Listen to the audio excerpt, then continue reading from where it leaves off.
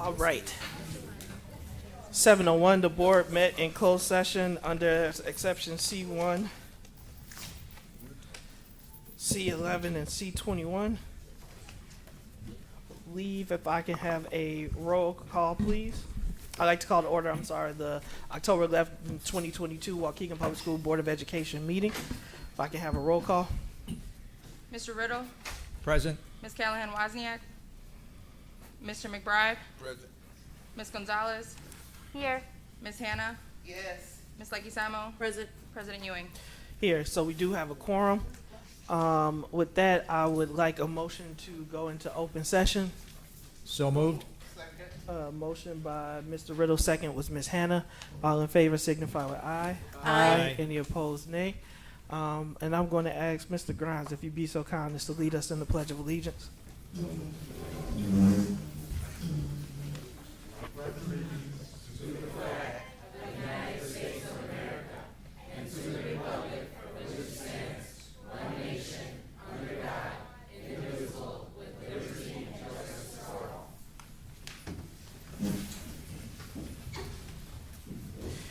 All right. For my president's report, I want to first welcome you all to our Board of Education meeting. I appreciate you all for coming out on a Tuesday night. I know you could be anywhere. It's been a very busy time in District 60. We've had numerous events for Hispanic Heritage Month. We've had a teacher today that was surprised by the Chicago Bears. And there's been a lot going on. But as it seems, with everything, there are also grief and sadness as we come back from the pandemic and still deal with so many issues and loss as I continually discuss. So what I want to remind everybody is that there is the anti-bullying campaign that is going on this month, and we want to make sure that we are choosing kindness. So I think as adults, we have to model the behavior that we want to see in our students. And I would encourage us all to practice and choose kindness. So thank you all for coming out tonight. I don't have an extended president's report. I want to be able to get through tonight's meeting in a timely manner to make sure that we're able to address the issues and get you guys home at a reasonable point.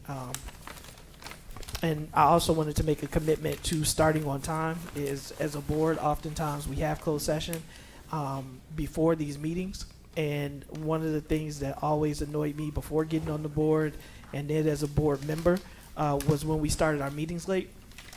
And as board president, one of the things that I said I would not do was start our meetings late. And I want to remain true to that commitment, and that's why I'm addressing it publicly. So Board of Education, the practice that we practice today, if we do not finish the business, we will have to go back into closed session.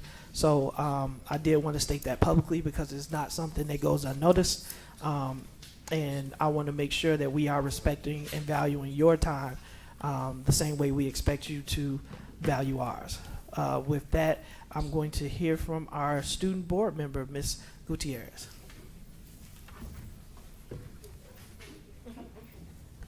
All right, she's coming to the podium today.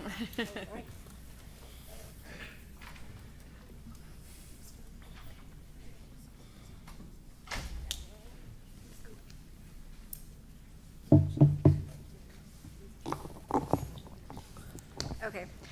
Good evening. I'm Joanna Gutierrez. Today I have invited Daniel Hill to speak with me about the event we're hosting for the Amount Foundation. So take it away, Daniel. Good evening, everyone. I'm Daniel Hill, as she said. I'm the youth committee chair there at the Mountain Foundation. Today I want to alert you of an event we're hosting on October 22nd from 12 p.m. to 5 p.m. At the event, we are partnering with the police. We've already spoken with Chief Zupek to host some demonstrations there to kind of represent what a typical traffic stop would look like. We'll have several scenarios that'll kind of go over what it's like to deal with an anxious teen, as well as dealing with a difficult teen, and then we'll also demonstrate what it's like to deal with a difficult cop, as well as what it looks like to be in a felony stop. And our aim in that is to remind the community and the police department of the humanity that is on both sides, and hopefully kind of bridge that gap so we here in the Waukegan community and hopefully the larger Lake County community can have some safer traffic stops here in the area.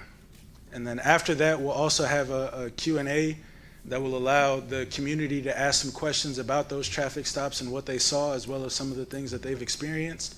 We'll also have some predetermined questions for the police department to go ahead and answer and kind of address what we believe will be some common concerns that the community may have.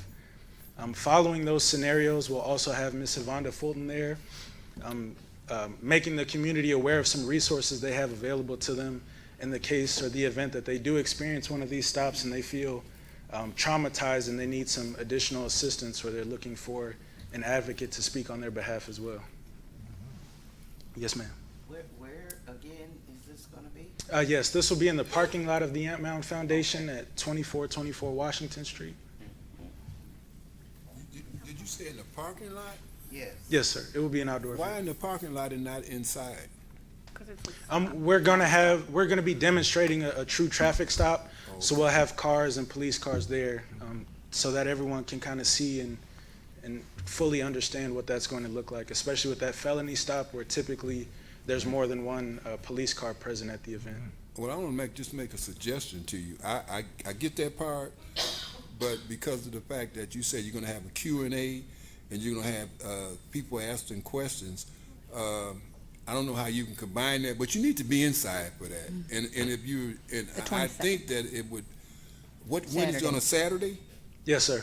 And I'm hoping that this board will, because of what you're talking about, because to me that's important, to allow you to be in one of our buildings somewhere dealing with this. I mean, this is something that when you're talking about crisis, this is a crisis. Right. So I want you to just be mindful of that, because it's going to be cold outside, and you need to be inside. The traffic stop I can understand, so I just want to chime in and think about that.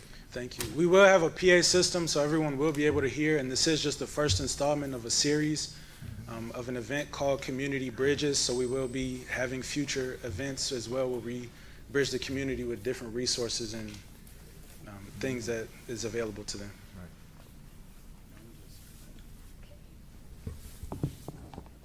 So along with the mock scenarios and trauma resources being presented at our event, we'll also be sponsored by Carlos from the Crazy Riot Show. I'm not sure if some of you know of him, but we're bringing on the entertainment, as well as having food provided by a former high school graduate. She started her own business called Bella's Kitchen, and a current high school student who owns Lisette's Pastries will be there for food and snacks for you to enjoy, of course. Since I wanted this to be more student-based, we have added additional small businesses owned by students so they can promote their work at our event. And now for like the little ones, we have face painting, pumpkin painting, small activities like cornhole and Jenga, as well as like a bouncy house and a mechanical bull. So that will be fun. Getting closer to the day, I am pleased to say that I have seen communities helping communities and students from Zion and Waukegan building bonds from our youth committee. They started off as not knowing each other or who each other are, and with this committee, we've definitely been building bonds. I also challenge all the board members and any District 60 principals to volunteer for this event. You guys have a spot awaiting if you want to volunteer. But we look forward to seeing you all there participating and even volunteering as we seek opportunities to build resource bridges in our community. Thank you.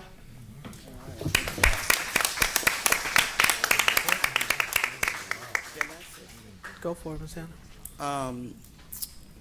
Mr. Hill, Joanna, I am just really impressed with you all's efforts and the things that you all are doing. And so I just want to encourage you all to continue to build the bridges, particularly with your peers, and so that we could get some true healing going on among our young people. So I'm going to be looking for things, activities that will build bridges with our young people. So thank you. Thank you. And I just want to say that I know behind any idea, there's got to be a visionary. And I see Mr. McIntyre, he corrected me on that today, standing in the back corner over there. And I've been watching him now for a year. And he started, I always say, from a cotton sack to a Cadillac, and he's moving forward. And I just want to say that he means well, and I know he means well, and is always putting his best hand towards intervention for our babies. I never see him. I don't see him not working on seniors. I see him working on our youth, and I just want to compliment him for that. And you got a good leader. Thank you. Thank you.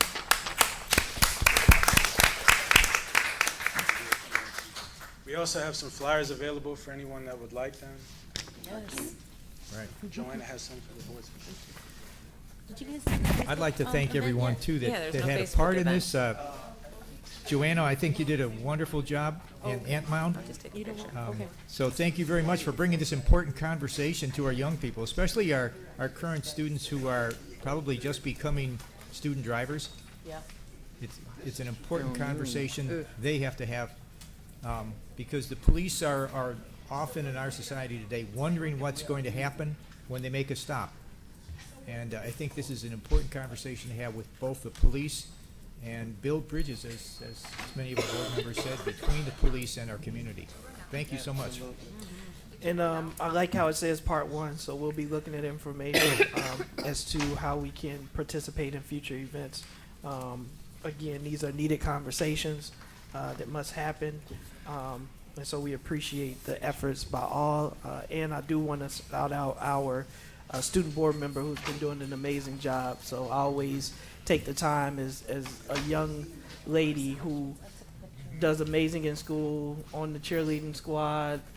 You see her at Jules, she checks me out, and she manages to make it to all our meetings. So we really, and she's a board member with Ant Mound, so she gives above and beyond. So we really appreciate her service to this Board of Education and her commitment to fighting for all students of District 60. Thank you. Thank you.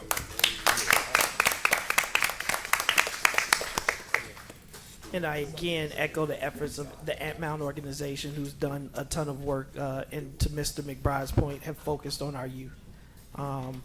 With that, we have our spotlight on 60. All right.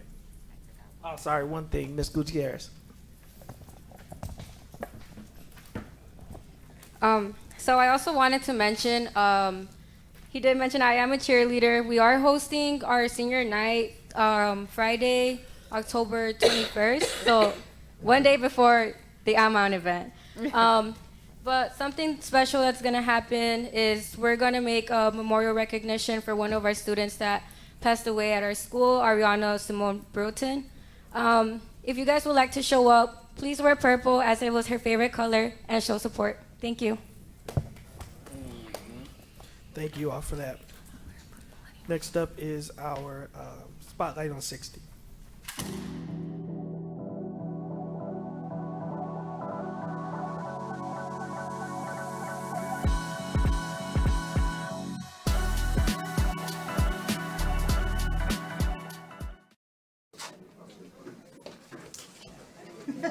There's our second grade group.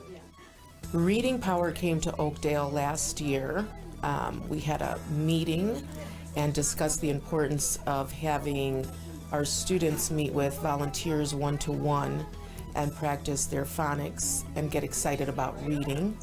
And Lisa was very gracious to explain the program. And of course, I took her up on that, and we have been happy ever since. Hi, I'm Mrs. Quinones Nelson, the principal here at Oakdale Elementary. Hi, I'm Lisa Bolzoni. I'm the CEO of Reading Power. We select students who are below the 25th percentile in literacy according to district as well as our own assessments. And we provide all of our programming to the schools we serve for free. So I am Julie Collishaw. I'm the site coordinator for Reading Power at Oakdale. The students come to us 4 days a week Monday through Thursday, but they do the same things each day that they come with the different tutors.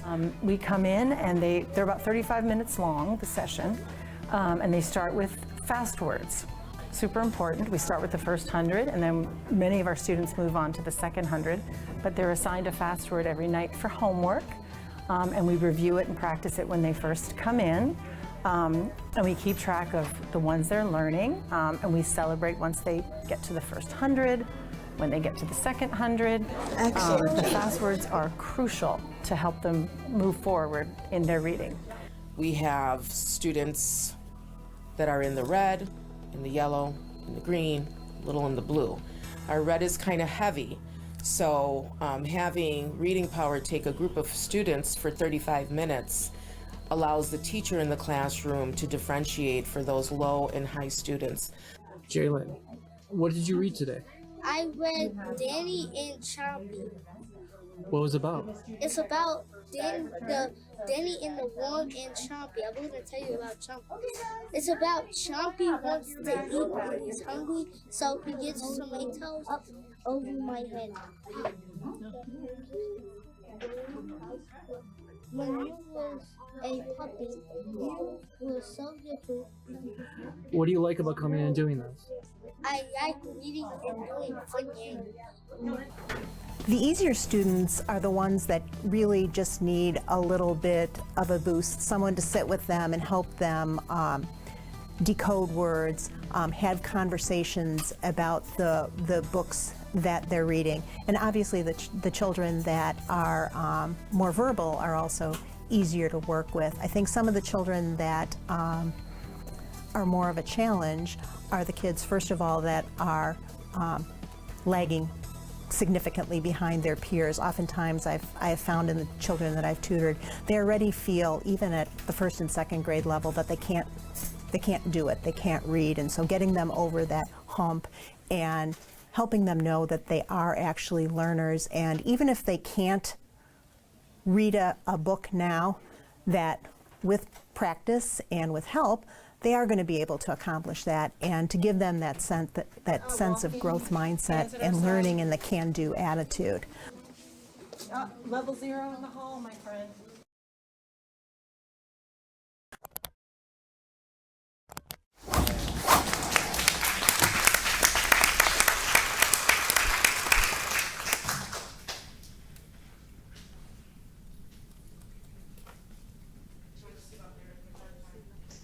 Yes, please. Hi, thanks for having us. I'm Lisa Bolzoni. I'm the CEO of Reading Power. And hi, I'm Kristen Fine, the Director of Programs. Thank you for having us tonight. Yeah, we appreciate seeing all of you here and sharing our program and what we've been doing at Oakdale this past year and what we are continuing to do now in 2 more schools in District 60. So Reading Power, our mission is to accelerate children's learning and to develop in them a love of reading and writing, and we believe that children deserve to reach their intellectual potential. We are, oh, go ahead. I was just gonna say we're starting our 20th year this year. Our program targets schools in Lake County where less than 50% of students meet grade level benchmarks. Our program is free to qualifying schools, but the value of services delivered to Oakdale School last year alone is estimated at $93,000, which includes in-kind volunteer hours. We have trained volunteers that commit to once-a-week tutoring for the full school year. They work with the same 3 students, each one-to-one. Those students are in the classroom with us in Reading Power for 35 to 40 minutes every day, 4 days a week for our first and second grade program. And this year at Oakdale, we've expanded to include our kindergarten program. We really value in Reading Power that, as I said, we are led by reading professionals. So all of our staff are trained educators with degrees in education, most of us master's degrees in reading as well. And our program is professionally developed. As Lisa said, it's been around for 20 years. We have modified that program, but we have a very balanced literacy curriculum that we'll talk a little bit more about in a minute. one of the unique aspects of our program is that it is individualized daily for every student, so we meet every student's needs where they are. So no matter their ability level, their confidence level, we are able to work with them, and they develop very long, strong, stable relationships with their tutors throughout the entire year. So that builds trust and the ability for our students to feel comfortable taking risks in their learning. You can see where our programs are. We have 10 programs running this year in 7 schools. We are in 3 districts in Lake County. We are in Waukegan, North Chicago, and Zion. And if you take a look, you can see currently we have 2 pre-kindergarten programs, 3 kindergarten programs, and we now have 6 first and second grade programs. You can see denoted on this table that our new programs are the Oakdale Kindergarten Program. We are also this year for the first time at Little Fort School and Whittier School in Waukegan. We have over 240 trained volunteers, and all of our tutors would probably tell you it is the highlight of their week when they get to come and work with their students. Our success rate is significant. Our tutors' satisfaction rate is incredibly significant. In fact, we have almost a 90% return rate every year from our tutors. They come back year after year because they see the difference they are making with the students. Our volunteers all receive training before they begin. We offer 9 hours of training to all of our tutors. They do not need any type of an education degree or background or any kind of experience at all. They just need to have a love for children and reading. And we also provide weekly training on site. So our site coordinator holds a meeting every time our tutors come in to go over the plan for the day, any updates, maybe some helpful tips or strategies when working with students, and then they start the sessions one-to-one. We currently have 75 tutors placed in your Waukegan schools. We're adding to that every day. We still have openings available, so if anybody is interested in joining us to tutor, please come speak with us after the meeting. We would love to have you come observe in one of our programs or sign up to tutor with us. A little bit of background about what it looks like during a session in Reading Power. In our first and second grade program, that's our morning program, we have a 35 to 40 minute session, and during that time we spend a few minutes working on a fast word for the day. We read 4 leveled readers, so those are books that are at their instructional level. The students will read a book 4 times, and then it gets sent home to get to show off to their families how they can read the book, and then they'll return it. We also work on journal writing because we know the reading-writing connection is so significant and important. And we spend some time on word work, where we work on phonics skills and activities as well as phonemic awareness activities. We work on developing fluency and comprehension skills, as well as using vocabulary building activities. We use both leveled and decodable texts. So as I mentioned, Reading Power is a very balanced literacy curriculum.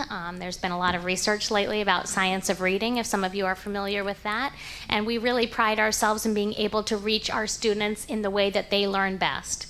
So whether that's using a strict phonics-based program or using more of a whole language-based program where we're using leveled texts and different interest levels, we're able to work with those students individually. Okay, before I go on, I just want to also introduce Julie Collishaw, sitting over there, and she is our site coordinator at Oakdale School. So this past year, we had 62% of students removed from the at-risk category in their literacy assessments. So what that means is an average in schools is looking at 25th to 75th percentile. We often saw students this past year who were below the 10th percentile.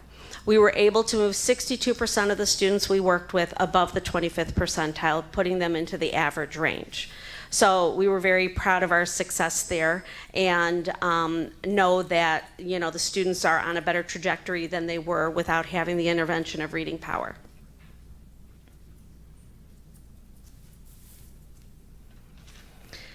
As you can see from the Oakdale school data in first and second grade, in the fall, the red indicates the number of students that were at risk of failure in reading. And then the blue indicates where they scored in the spring. So you can see that we removed a significant number of students from failure in reading based on the intervention and, of course, coupled with the quality instruction that they receive in their classrooms. It's a combined effort, and our site coordinators will tell you that the relationship they have with the classroom teacher is very significant and helping us to help the children make the growth that they need. So in first grade last year, the students had a total of, I can't read that far, 891 total sessions when we combined all the students. There were 17 total students that we saw in first grade, and the average number of sessions per student throughout the year was 52. In the beginning of the year, the average words read per minute was 8. And in May, the average number of words being read per minute was 50 for our first grade students. 60 words per minute is the 50th percentile for the end of first grade. So we had a lot of students who are approaching that 50th percentile, which puts them solidly in the in grade level. The non-tutored students, the average was 42 words a minute, and then in May they were 63 words per minute. So you can see that the students had a total gain that was much higher when they received Reading Power as an intervention. And in our second grade data, you can see again the total number of sessions.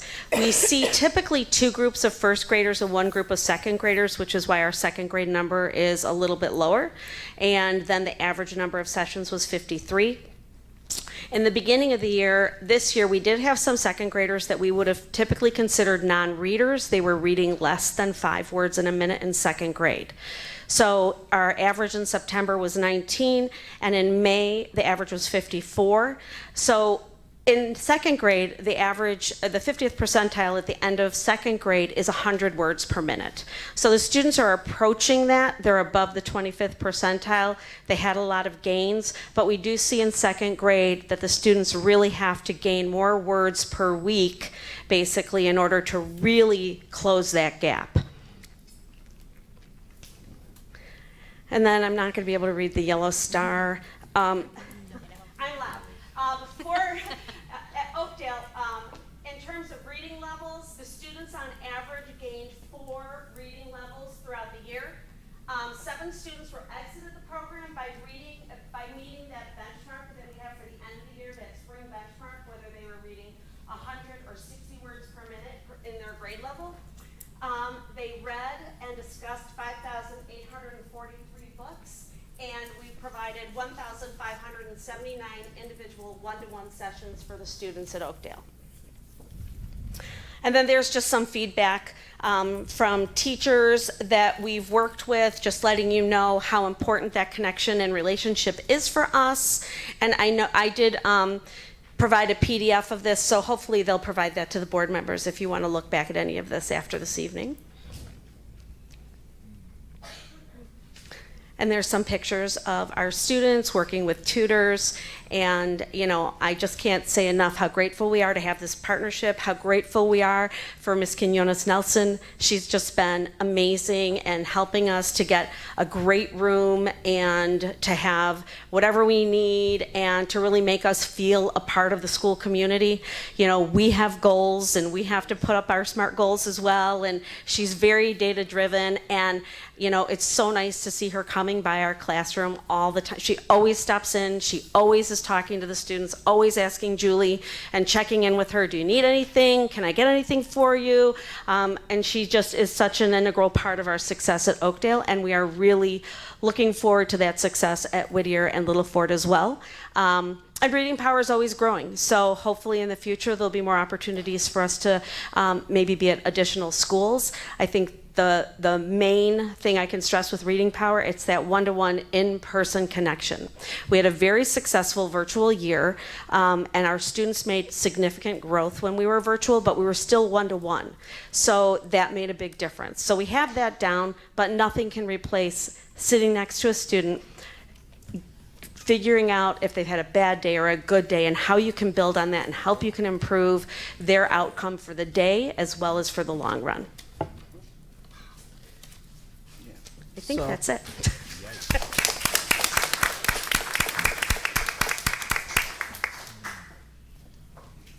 I have a question. Are you also tutoring in Spanish? Bilingual? Not yet. Okay. We have go ahead. So we are recruiting bilingual Spanish speakers to help us with that. We would love to have at least one bilingual tutor at each of our sites to help students in both languages. But at this point, we do not have that yet. Hello, board. Hello, community. That is one thing. I love having Reading Power with us. We have made some excellent growth. Understanding that our community helps us grow. I've talked about this before. I see a lot of people sitting here today. I know some of you are retired. We are really looking for Waukegan volunteers. We've been working together. I'm trying to bribe my mom, like, come on in and help, Spanish speaking. So if there's anybody here that's interested, you have to understand, 35 minutes with an adult every day is a big deal, guys. So if you could do 1 day a week, didn't we say? Yeah, 1 day a week. Just please come on in and do that for us. We love Reading Power. We're going to keep them forever. Yeah, that's what I was going to ask. What was the recipe that you used to get volunteers? And I like the idea that you don't have to have a degree. You don't have to have all those so-called stumbling blocks in the way to keep you from coming out to volunteer. But you got Fabian Carolina over there. When you're talking about volunteers, that's her expertise is being able to reach the community. So tap in on her. Very good. Happy to. Well, actually, this past spring, we hired a part-time volunteer coordinator just to be able to recruit more tutors because we know that the need is there and it's so great and we want to spread our word. We want to be able to expand and grow. We were committed to adding 100 new tutors in our program this summer, which was a very lofty goal. Last I checked, we were at 97 new tutors, which is how we're at 240 now. But as I said, yes, we still have more openings, especially at Whittier and Little Fort because they are our new programs. So our programs are up and running, but we could see more students and serve more if we had more tutors. And our secret sauce, so yes, we have found that farmers markets have been an incredible place to recruit tutors. Our tutor recruitment person has been to like 15 over the summer, and people come by and they sign up, and it was amazing. Miss Anna. Great job. Okay, that's the first. Second, and I always ask this question. Are your tutors going to work with higher grade levels? Because currently our program really is the most effective at the pre-kindergarten through second grade level. Once a child gets to third grade and is really still struggling to read and has very few words that they're reading per minute, they really do need a different type of specialized help than we can provide with trained volunteers. So that is the main reason why we don't work with third grade and above. But it doesn't mean never. We did try working with some students last year at one of our sites, and it did prove that they really did need something more than what we could provide to them, even 5 days a week, 35 minutes with each child. So, we want to meet the needs of students, and we're very concerned about that end of third grade reading rate. We're very aware of it, and with the help of each of our school districts, what we're doing now is we have student ID numbers, and we're starting to look at our data longitudinally. So if we saw a student in kindergarten and first grade, how are they doing at the end of third grade? And so the longer we're in a school district, the longer we'll be able to tell what those trends are and what's working and what isn't. Thank you for that. But let me clarify. We need that service at third grade, not the ones that have went through your program. Right. Those ones that have not. Right. And so that's So you're talking about the tier 2 students who aren't receiving maybe services anywhere else, and that would be a different program than what we have. However, we are this Saturday having a board retreat where we are relooking at our mission. Is it too narrow? Do we need to broaden it so that we can look at other ways of servicing school-age children as opposed to maybe just strictly saying pre-K through second grade? So we're going through that process right now and looking to see what changes we might be making in the future. Good. But our And goal, our goal is to catch them before they have a chance to fail. Right, I understand. And one last thing, I'd like to ask that you save the date of November 29th.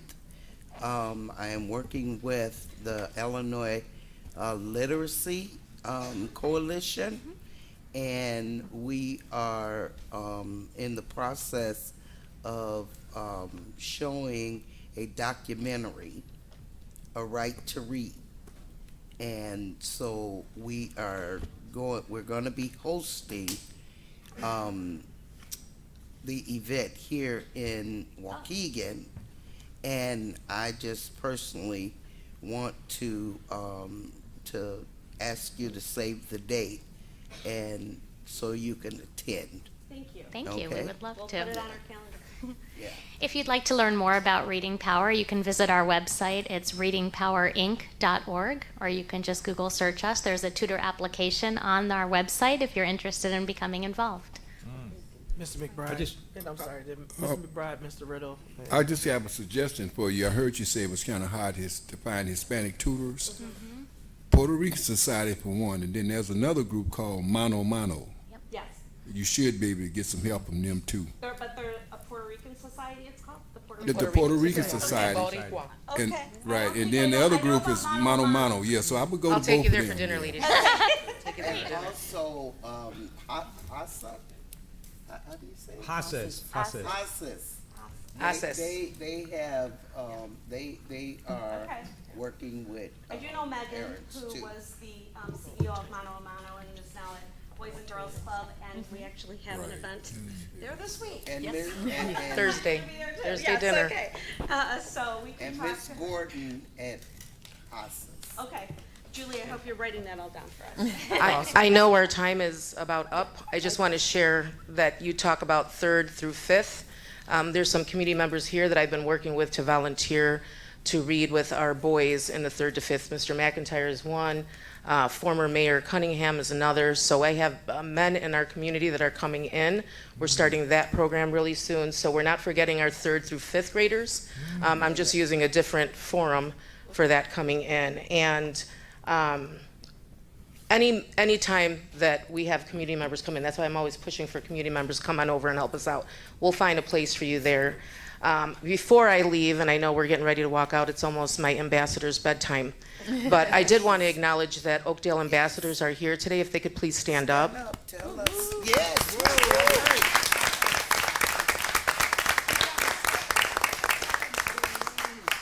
I will let them share their names. One thing I do want to share with you, and they can share as well, is everybody at Oakdale Community helps with literacy. These ambassadors go into younger grade levels in pre-K and kinder, and they read in those classrooms. They help with behavior. They do role plays in the classroom so the kids know how to be respectful, responsible, and safe. Miss Beatrice Reyes is our coach for this team, our sponsor. So if you can please share your names to everyone and how proud you are to be at Oakdale before we have to leave. Hi, my name's Edward, and I'm an ambassador here at Oakdale.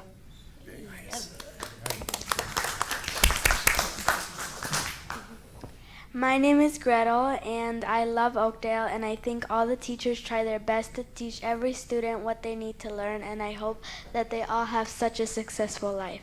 All right. We have a lot of dual language, so if you speak Spanish, speak in Spanish as well, okay? My name is Judith.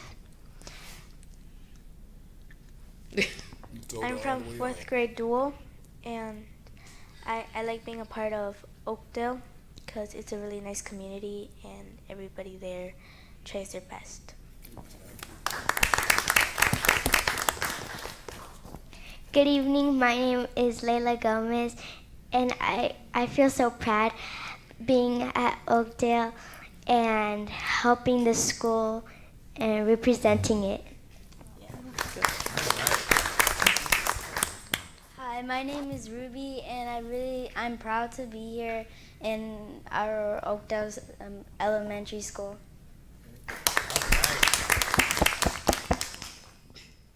Hi, my name is Marisol, and I'm really happy to be here in Oakdale. I hope that every kid has a chance to learn and read. Hello, my name is Dariana, and I'm so happy to be in Oakdale. Thank you. Thank you for the parents that came out tonight, too. I do want to recognize that they're not see. I know Ms. Keelis, but we see the Oakdale staff that's in the audience too. And I do want to say I've had the pleasure of visiting Oakdale on a few occasions, and I was able to see the program in practice at the end of last year, as well as our ambassadors, an amazing job that they do representing Oakdale School. And I do want to take the moment to give Ms. Keonis Nelson her flowers while she's here in front of the board. We do appreciate the creative ways. Thank you so much. I couldn't do it without your support. And your support. And the parents, yes. And the parents. And just next time we come, because we promised to come back, I haven't forgotten. Miss Mona and Miss Beatrice both went to Atlanta with me to get some PD, and we are implementing it at Oakdale. And I want you guys to see that. So we'll be back. All right. Thank you. Thank you, team.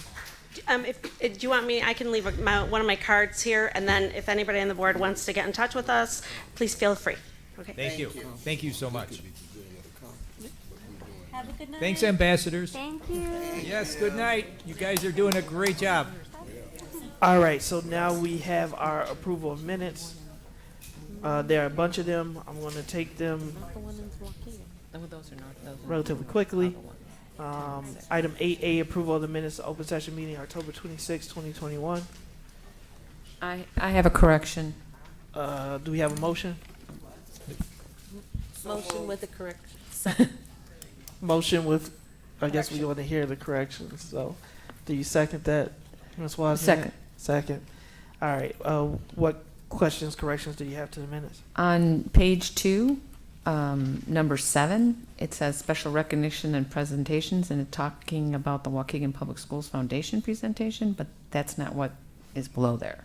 So that title is incorrect. Okay. So, anything else? If not, all in favor signify with aye. Aye. Thank you. Any opposed, nay. Minutes are approved. Item 8B, approval of the minutes of the open session meeting of November 9th, 2021. So moved. Motion by Mr. Riddle. Second. Second by Ms. Wozniak. Any comments, questions, changes? All in favor signify with aye. Aye. Any opposed, nay. Minutes are approved. Item 8C, approval of the minutes of the open session special meeting of November 16th, 2021. Motion to approve. Motion by Mr. Riddle. Second. Second by Ms. Wozniak. Any comments, corrections, changes to the minutes? All in favor signify with aye. Aye. Any opposed, nay. Minutes are approved. Item 8D, approval of the minutes of the open session meeting for November 23rd, 2021. So moved. Motion by Mr. Second. Riddle. Second by Ms. Wozniak. Any comments, corrections, or questions on the minutes? All in favor signify with aye. Aye. Any opposed, nay. Minutes are approved. Item 8E, approval of the minutes of the open session special meeting for March 29th, 2022. So moved. Motion by Mr. Riddle. Second. Second by Ms. Wozniak. Any comments, corrections, or questions on the minutes? All in favor signify with aye. Aye. Any opposed, nay. Minutes are approved. Item F, approval of the minutes of the open session meeting April 26, 2022. So moved. Motion by Mr. Riddle. Second. Second by Ms. Wozniak. Any comments or corrections on the minutes? All in favor signify with aye. Aye. Any opposed, nay. Minutes are approved. Item 8G, approval of the minutes of the open session special meeting for August 2nd, 2022. So moved. Motion by Mr. Riddle. Second. Second by Ms. Wozniak. Any comments or questions on the minutes? All in favor signify with aye. Aye. Any opposed, nay. Minutes are approved. Okay. On G, that was one abstention. Ms. Hannah. All right, when I call your name, please come up to the microphone. To my right, please speak into the microphone for those that are listening online. If you need translation services will be provided to you. Comments are reserved for 3 minutes. There will be a clock on all of the screens that will count down. If you need translation services, you will receive 6 minutes to allow for the translation. First name on the list is Benjamin H. Grimes.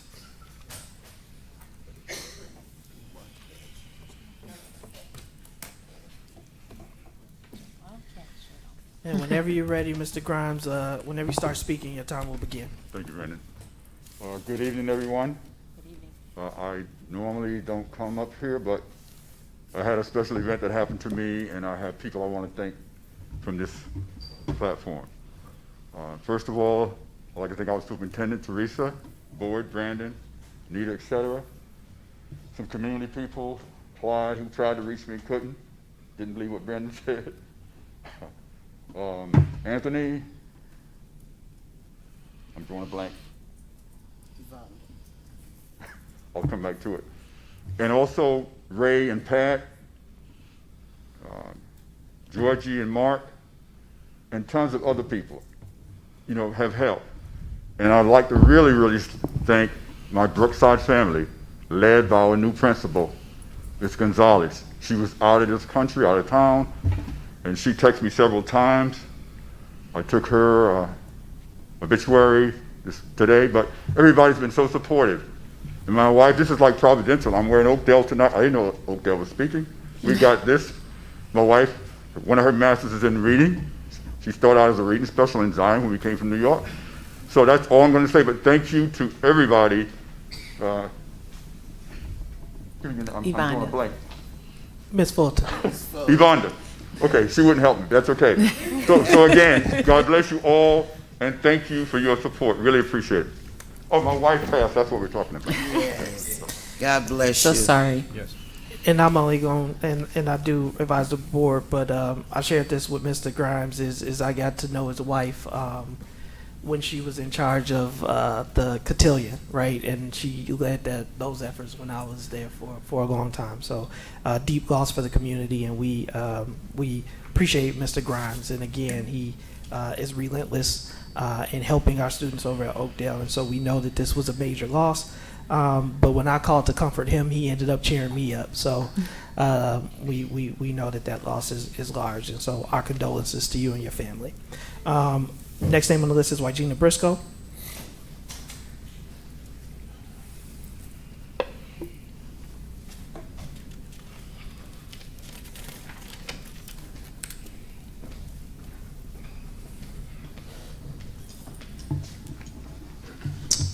Good evening. I want to congratulate Oakdale. I know that they left, but I was a volunteer over there for the STEM program with Chocolate Chip, and they did an awesome job there. I want to read what's called, it's a racial and educational equity policy that was implemented in a school district. And those of you know me, whenever I come to the mic, I'm very concerned about what's happening with our African American kids.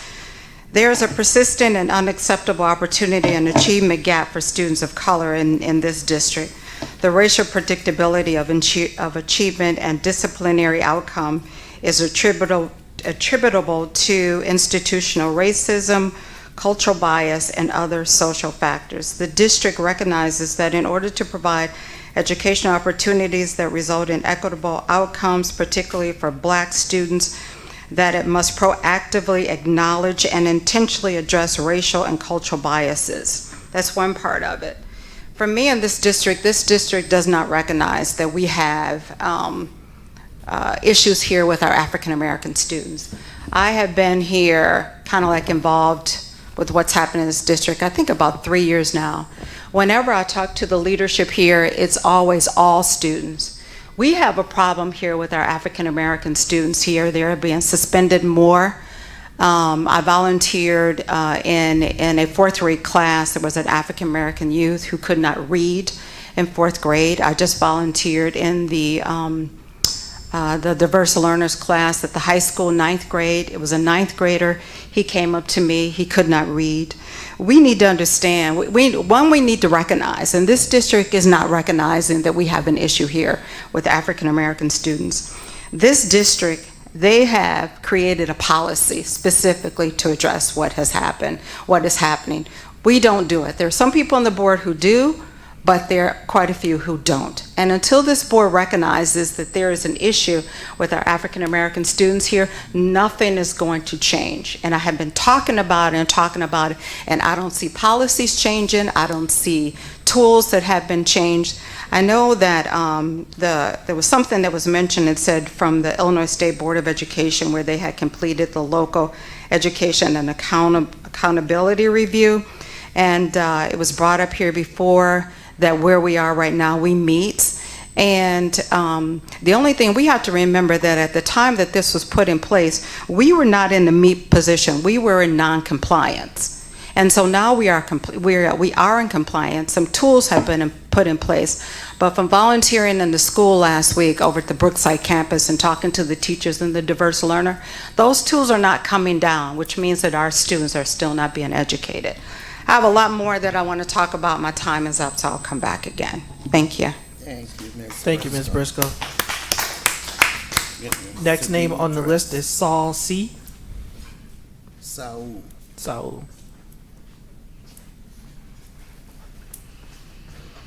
And I'm sorry, Mr. Saul, but for the record, can you state your last name? Corrales. Corrales. All right. And whenever you're ready, your time will start. Good evening, everybody. My name is Saul Corrales. I'm from Waukegan.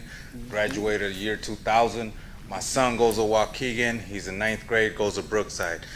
I'd like to thank the board, District 60, everybody that's working hard, that really means it. I'm not here to bash and point fingers and say anything, but the problem why I'm here is because Edith Smith does not have a drop-off for students. What they're doing is blocking off the street. It already caused me 2 accidents, one with my wife, one with myself, just last week, within 2-week period. Young lady, I felt bad. She hit my car. I'm taking a right turn. It was my right of way. She came from behind, hit my car, dropping off her baby. I said, are you okay? I was pretty frustrated. There's a lot of traffic going on. Nobody seems to pay attention. There's a lot of traffic going on. When we're in a job, I'm an electrical contractor. There's a thing called OSHA. OSHA comes in and they nail for tickets for anything. Why? It's safety first. Safety is number 1. When I lived in this community and in that place, in that block, for the past years, 10 years, 20 years. I know a lot of board members here. I am Waukegan. I graduated Waukegan. Don't let me forget that. I'm an independent electrical contractor, but I pay attention now. We're all paying attention. We're at that age where our parents can't speak for us no more. The young lady over there said, oh yeah, African. I feel the African brotherhood. I feel the Latino brotherhood too. Now we done growed up. Now we're paying attention. Now we're on YouTube. Hey everybody, we're here. So I don't come here to bash fingers for you guys. I just want a solution. I've been asking my aldermen, I've been asking certain board members, the right way, just the way that I got full custody of my son, right? Sole custody. I did it the right way. That's right. There's a way of doing things. There's choices of doing things. We got to make the right choice. I'm not here to bash the board. I love Waukegan. I love District 60. I graduated with that guy right there, so we're from Waukegan, and I'm not here to make an issue. I just need you guys' help for the Garden Place and Ridgeland within New York right there. Either there's no signs that say students 15 miles per hour. There's no signs at all. There's no crosswalk painted. You should see how these students get to school, especially winter's coming. I feel bad for these kids, especially bad for that mom that hit my car. Now she's got to pay a deductible fee, and then her insurance goes up, right? How much do we got to pay in this country? So it's just like, we're here just trying to find a solution with you guys. I'm here to help too. I felt like volunteering. Why? Because actions speak louder than words.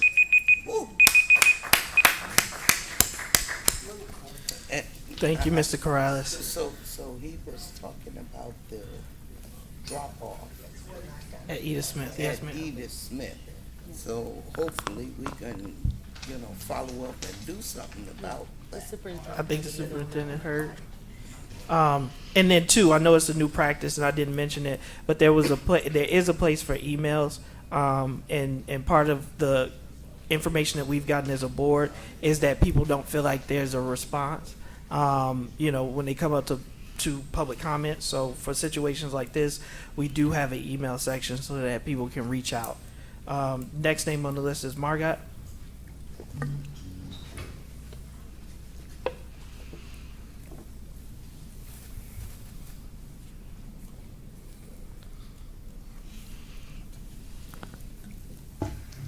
And Margot, before you start, can you state your full name for the record, please? Margot Gillen. School teams that know and work directly with students are overruled, intimidated, or made to feel inadequate by administration that have no direct knowledge of students or even review student records.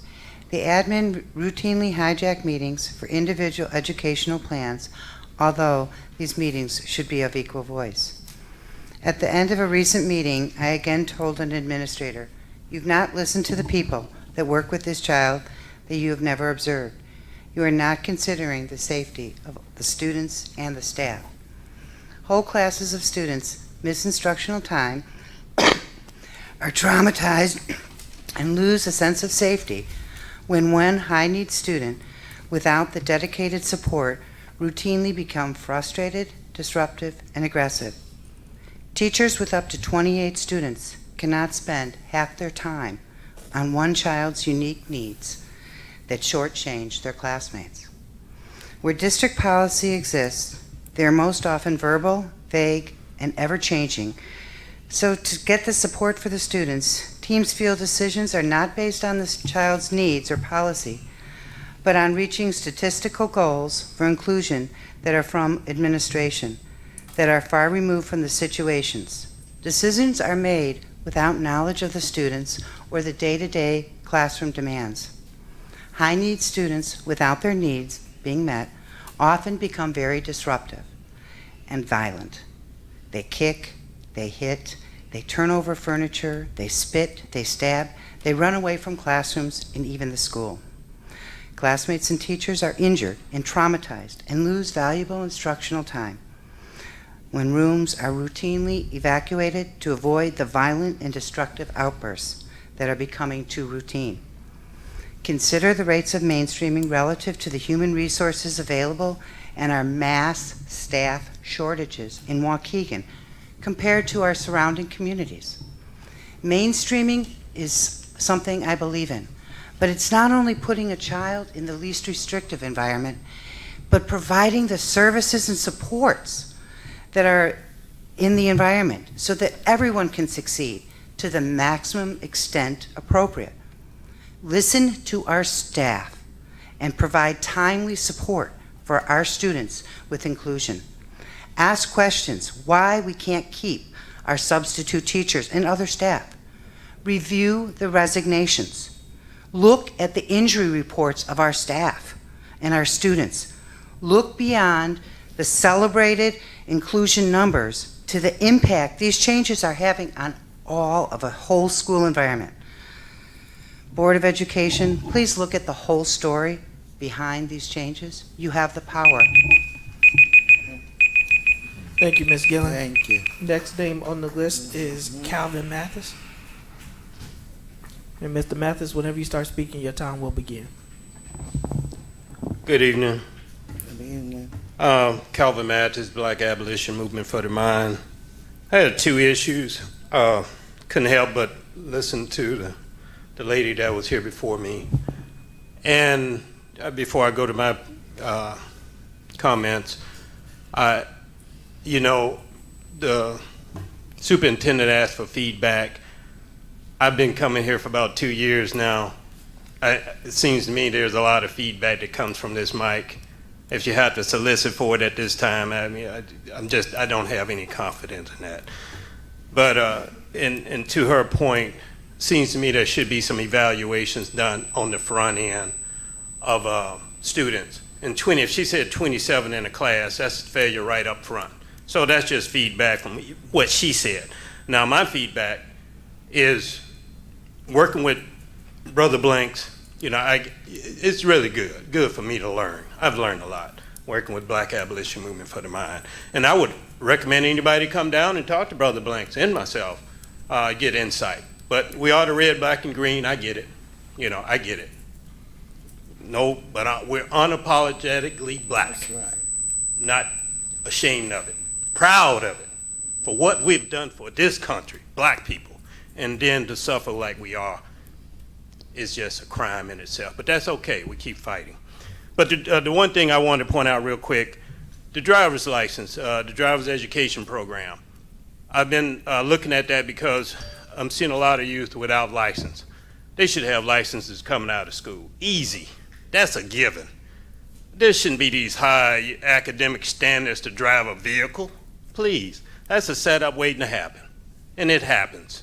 And so I just want to, for you guys to revisit your policy. The policy's been in place since 1986. It was revisited in 1996. Revisit that, please. Look at that, if you hear me. I don't know if you're even paying attention to that. The bullying, you mentioned that, President Ewing. The bullying. When my kid was coming up, I told him, if somebody messes you, you're going to fight back. Of course, he got suspended for 2 days fighting back. Hey, I asked him what the problem, you know, as long as he wasn't bullying, he fought back. Okay, and all I'm asking on that, with black people, we have to fight. Nobody's going to protect us. The strongest people in the world aren't those most protected. They're those who must struggle against adversity, obstacles, and surmount them in order to survive. That's us, black people. And so I just want you, when kids get into a fight, make sure you look at the elements of the fight. Every kid has a right to defend himself. In fact, I recommend it. Fight back. That's what black people do. We fight. We're not running. And I don't teach my kid to run, and I don't want his defenses to be removed from him. Thank you. Thank you, Mr. Mathis. Next name on the list is Brother Blanks.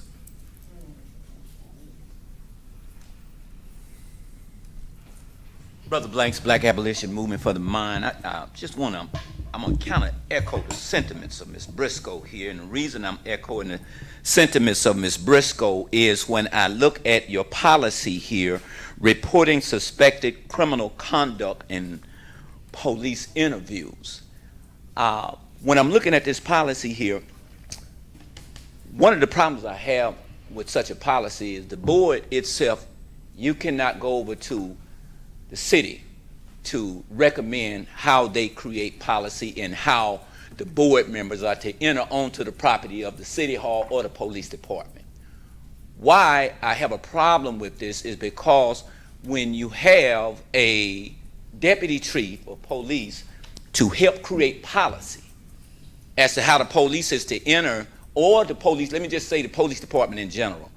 When you have the police department to come in and to create policy on how they're going to enter into the police, how they're going to enter into the school district, that to me is a conflict of interest, if you understand what I'm saying here.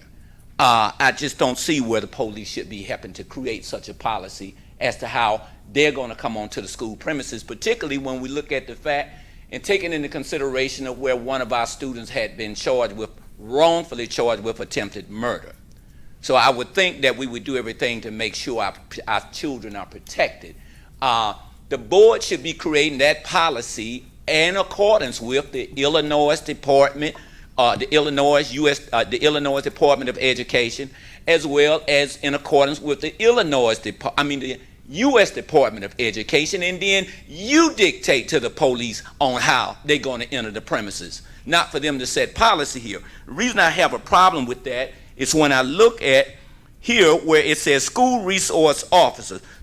This is reading from your policy here.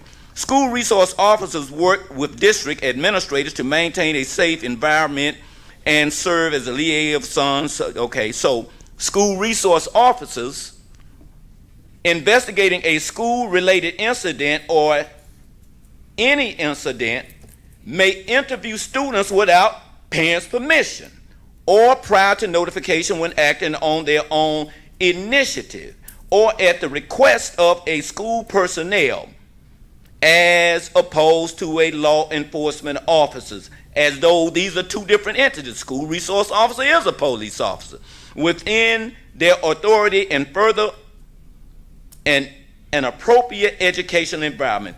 In the event of a school resource officer is acting in the request of and on a behalf of a Waukegan Police Department, the school resource officer is subject to the same terms and conditions as a local enforcement officer in regards to the student's interview. This is very vague. You can't do this and act as though the resource officer is not a police officer. I'll be addressing this more, but I just want to give you my thoughts on it. That can't have it that way. Thank you, Brother Blanks. It's a conflict of interest. Thank you, Brother Blanks. Randy Sabecki.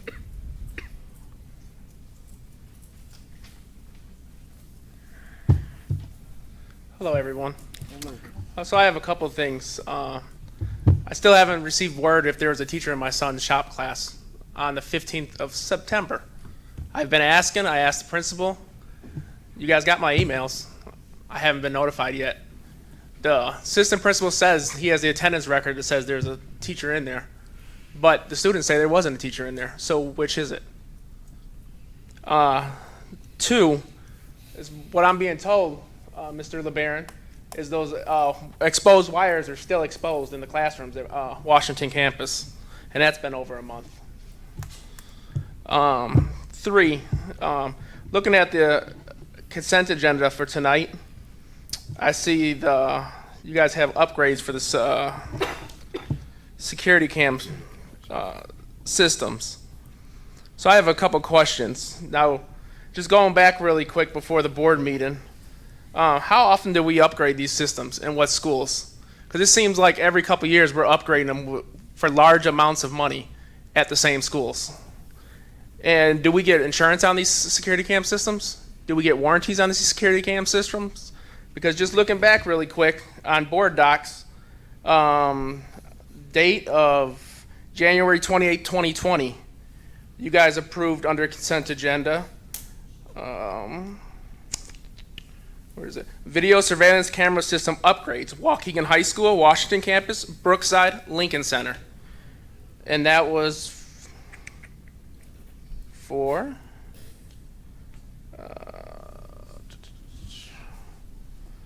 a combined total of $77,695. The very next meeting, February 11th, under consent agenda, approval of video surveillance camera system upgrades at various elementary schools. That was for $92,110.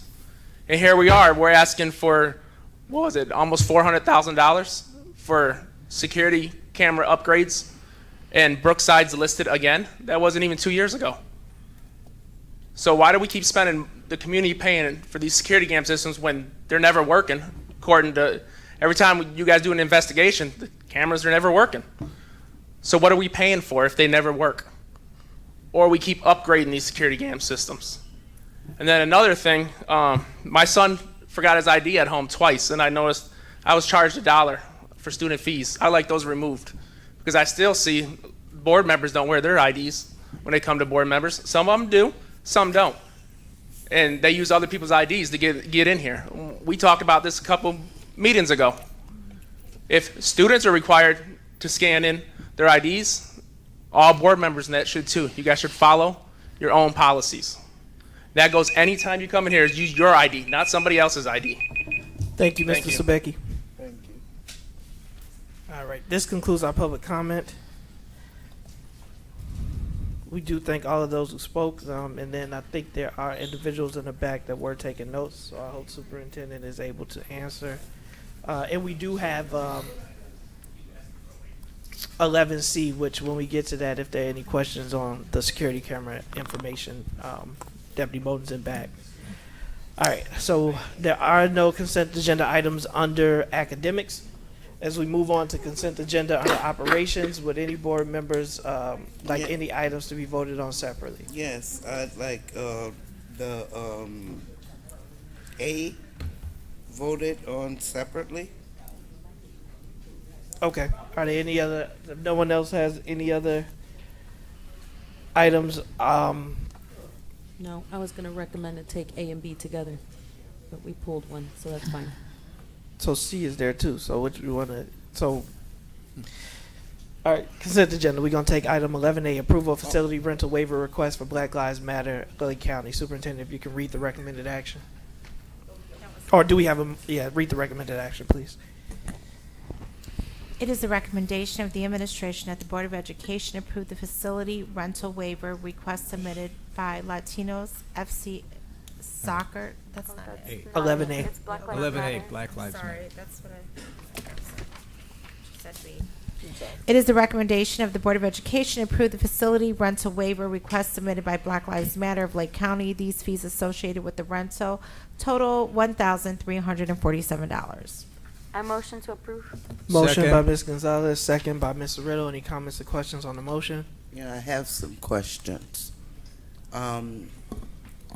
Okay, when we waive rental fees, it's supposed to be for nonprofit organizations, and I don't know if this is a nonprofit organization. I also know that there will be a fee that is that's attached to this event, and I just want to know, why are we waiving the fees of for this event? And right is right, wrong is wrong. If the dinner is costing $50 a plate, why are we waiving fees? And so that's my comment. That was a question. I don't know, Deputy Bowden or Superintendent. I don't know. This is the audience member. I just Mr. need, Moulton, I need an please. answer. Mr. Moulton, Okay, Board President, I'd like to ask too, I know we often waive the building fees and stuff, but not the personnel fees for the personnel that have to be there at off-duty times. If other organizations pay for security or personnel fees. Go ahead, Deputy Moulton. Good evening, Superintendent, Board President, Board members, community, and staff. To Ms. Hannah's question, yes, the board, the policy as it relates to facility use does say this is for nonprofits. However, we have not restricted any organizations from requesting fee waivers in the past. The Black Lives Matter has requested a fee waiver for this event, so we are bringing it forward as we've done But with Deputy others. Moulton, is Black Lives Matter 501c3? It says it is. Yes. I just need that very explicitly. Yes. It's a 501c3. Okay, and is there a charge to attend this event? So $60. it's a fundraiser, correct? There Deputy? there is a charge to attend the event, but the organization itself is a 501c3. How much is the charge to attend? $60 is what it says. $60 per person, ma'am. Are some of those fees going to be, or is some of those proceeds going to come back into the district? I will ask Mr. Clad McLemore to speak to the specifics of the event. Yeah, and before Mr. McLemore addresses the board, I do want to state that Mr. McLemore worked with Zion Benton Township High School last year to hold this same event. And when he reached out, we thought we'd be honored to help host this event in Waukegan as part of his Lake County chapter. So hosting it in a school is not a new venue or an idea. We've been, the money that we receive is our only fundraiser for the year. We put all that money back into the community. We received, last time we did one, we had $50,000 gross. We put every dime back in the community. We feed families. We do. We take kids, our youth. We took them to the Soul Circus. We take them out of the community to different places that's educational, things like that. So the money does come back into District 60 into the community.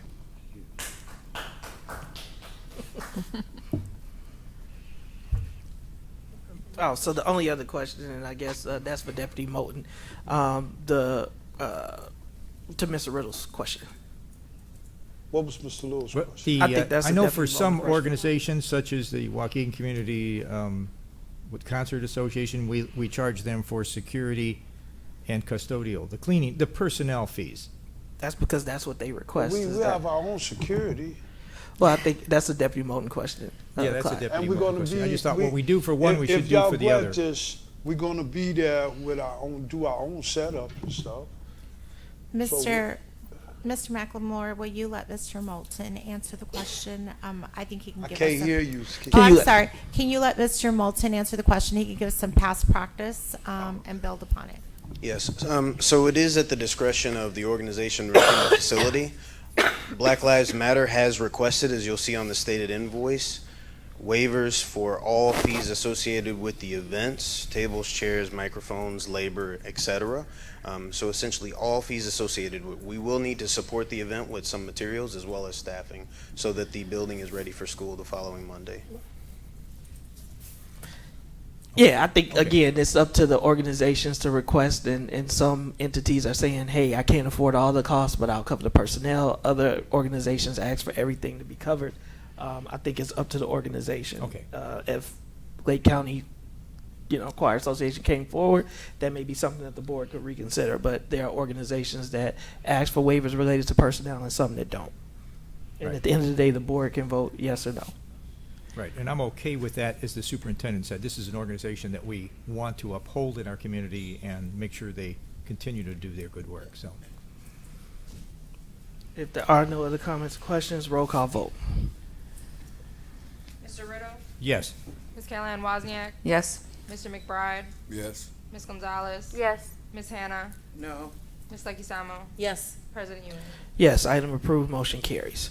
We are now at 11B, approval of facility rental waiver request for Latinos FC Soccer. Yes, please.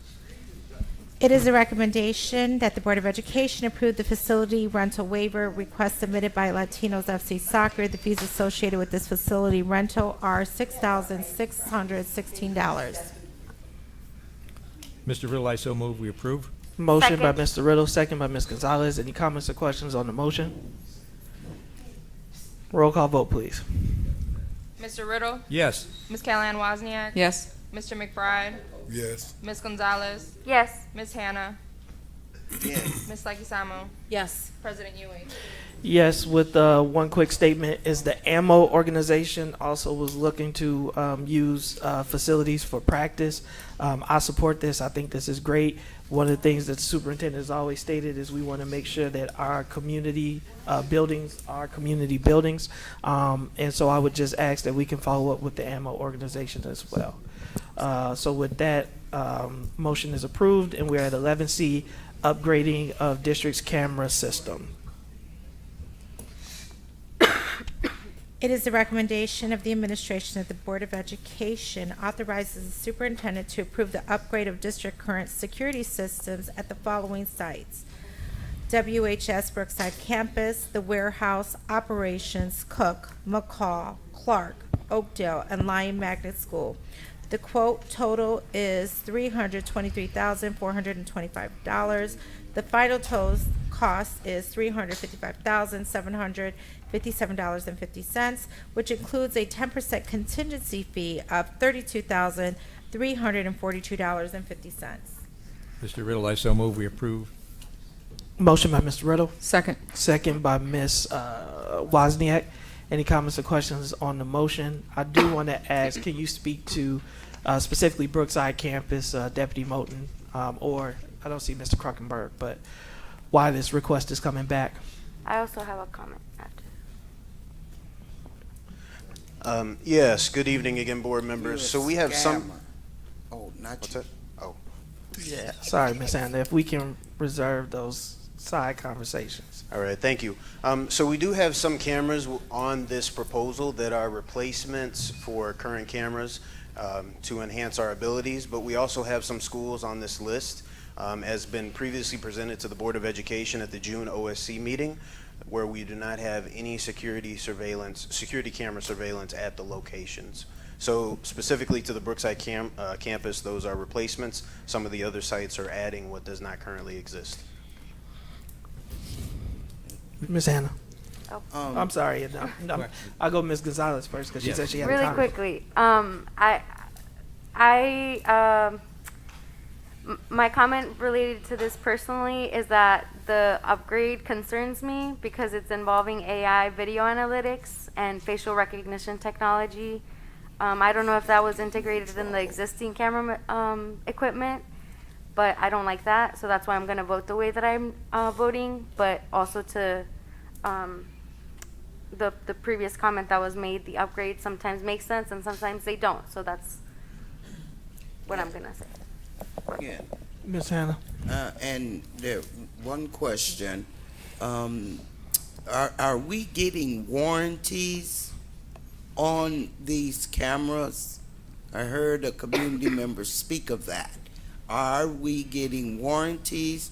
Do we have insurance?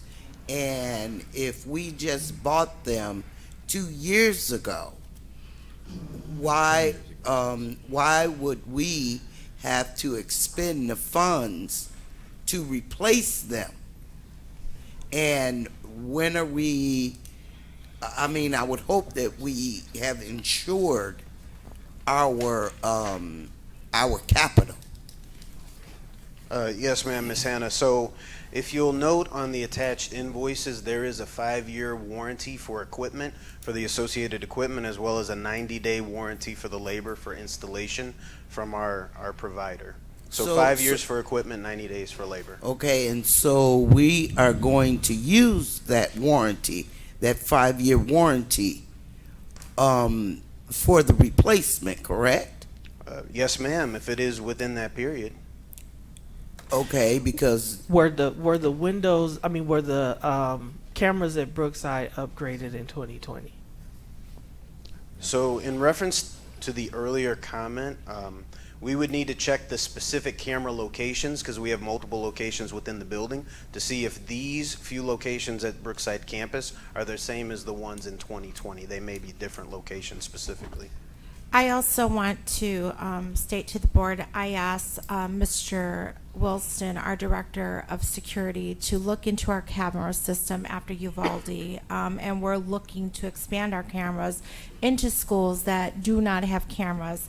So one that I will recognize here is Clark, under here, who has had a number of break-ins, and we don't have cameras there. So I want to caution the board when we're looking at this in totality. And as you know, with technology, things are constantly changing. And as we see with these mass shootings in school districts and what's transpiring in our nation, we can never be too safe. And so this is all part of our initiative of ensuring that our students are safe. Meanwhile, there are buildings.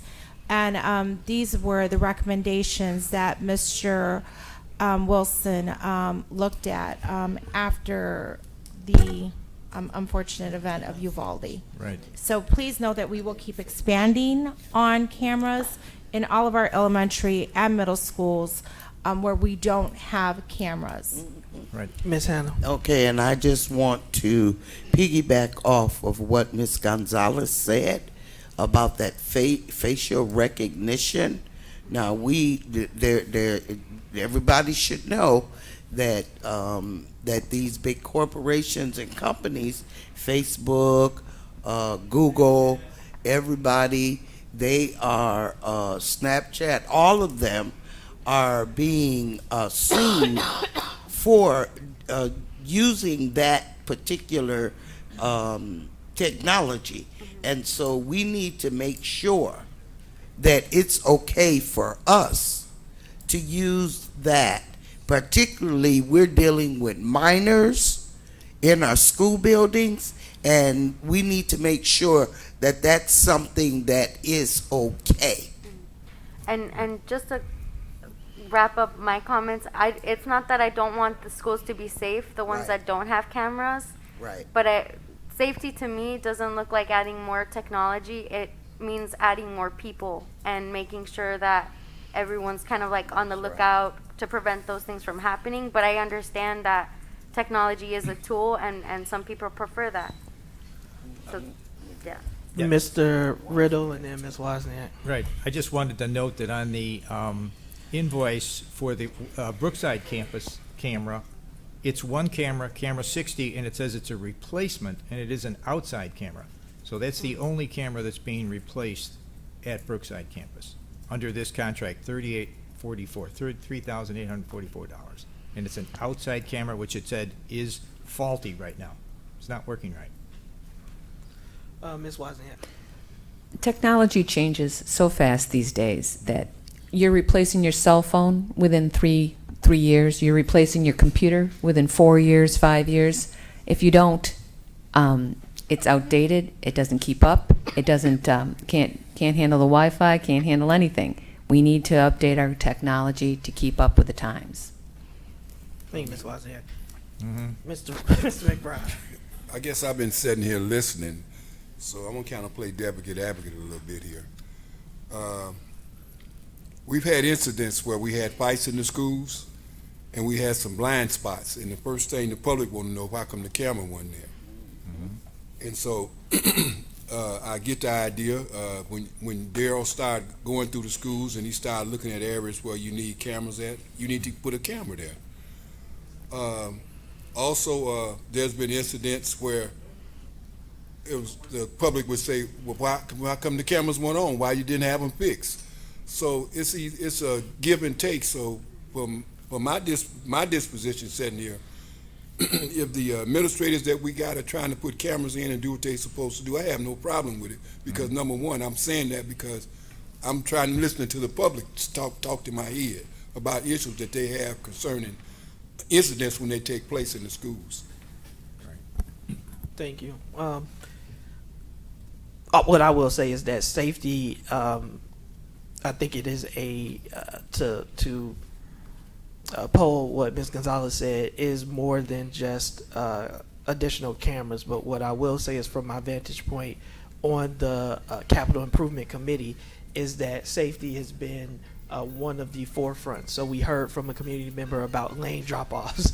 Ms. Polk, I'm not going to be premature in promoting that, but we are looking at that, and that's something that I promise you, it's not a 10 years from now. My son very publicly attends Edith Smith. I know exactly what you're talking about. There have been different strategies that have been implemented, but that's a safety concern. Cameras are a safety concern. We want to make sure that they're working and that we can respond in the event of situations going on. And then we also are looking at making sure that all of our buildings have secure entry. And these are the conversations that we're talking about. So this is not an isolated thing that we're doing, but I would, and I do have concerns related to the facial recognition piece. I don't know if Ms. Vanderbrook or Mr. Clary, because I didn't get any questions, so I'm gonna be honest, I didn't get any questions from the board, so I don't know if they're prepared to speak to that, but how they're using that information will be what the concern is. I'm not prepared to speak to that tonight and provide information to the board. Last thing, because it is important, but I don't forgot what the timeline was. I guess I'll ask the board, are we ready to act on this tonight, or do we feel like the questions are, I think they're good to know. I don't know if they have to know. We need to, because Hold it. I think we need to hold this, because we just need to make sure that we are in compliance. Seeing how, I'm just telling you, this facial recognition thing, it's really becoming big. Right, but we already have these types of systems in our school already. And so this is either a replacement or an addition. So, I mean, we're still going to have to find out the answer to that regardless. I guess so. Right? The question. So I'm okay to vote. You're okay to vote. Does anybody okay to withdraw vote. their motion? Well, I'd like to know, I don't understand the idea with the facial recognition. I'm trying to understand that. What, could you help me out, Ms. Gonzalez, since you brought it forward? Yeah. So my concern is, well, there's 2 points, right? For me, and I said it very publicly, I have said it very publicly several times, safety to me does not look like more technology. It does not always look like more police officers, more security guards. To me, it looks like more people and using different strategies in the schools. And I know people have different opinions, absolutely. The administration has different strategies, and this is just a tool. The second piece is, for me, the video analytics and the facial recognition technology. I just don't want it. I understand why we need more information and why sometimes when the fights happen, it's good to have that information at the ready. But I think sometimes this is not the tool that we need to mitigate against that. I think when we know the kids are fighting, we know exactly the kids that are fighting, and it's a matter of having the intervention with them.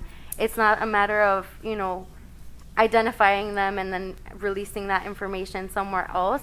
But again, this is the first time that the video surveillance comes, that I'm voting on it, and I don't know if it exists currently in our existing camera systems, but that was the alert for me and why I'm going to vote the way that I am. I didn't have any questions. I'm just going to vote the way that I am. So are you saying, I'm trying to understand, you're really trying to understand, are you saying that because of the cameras are going to identify a kid visually where they can see them, that's a... And that can be biased, yeah.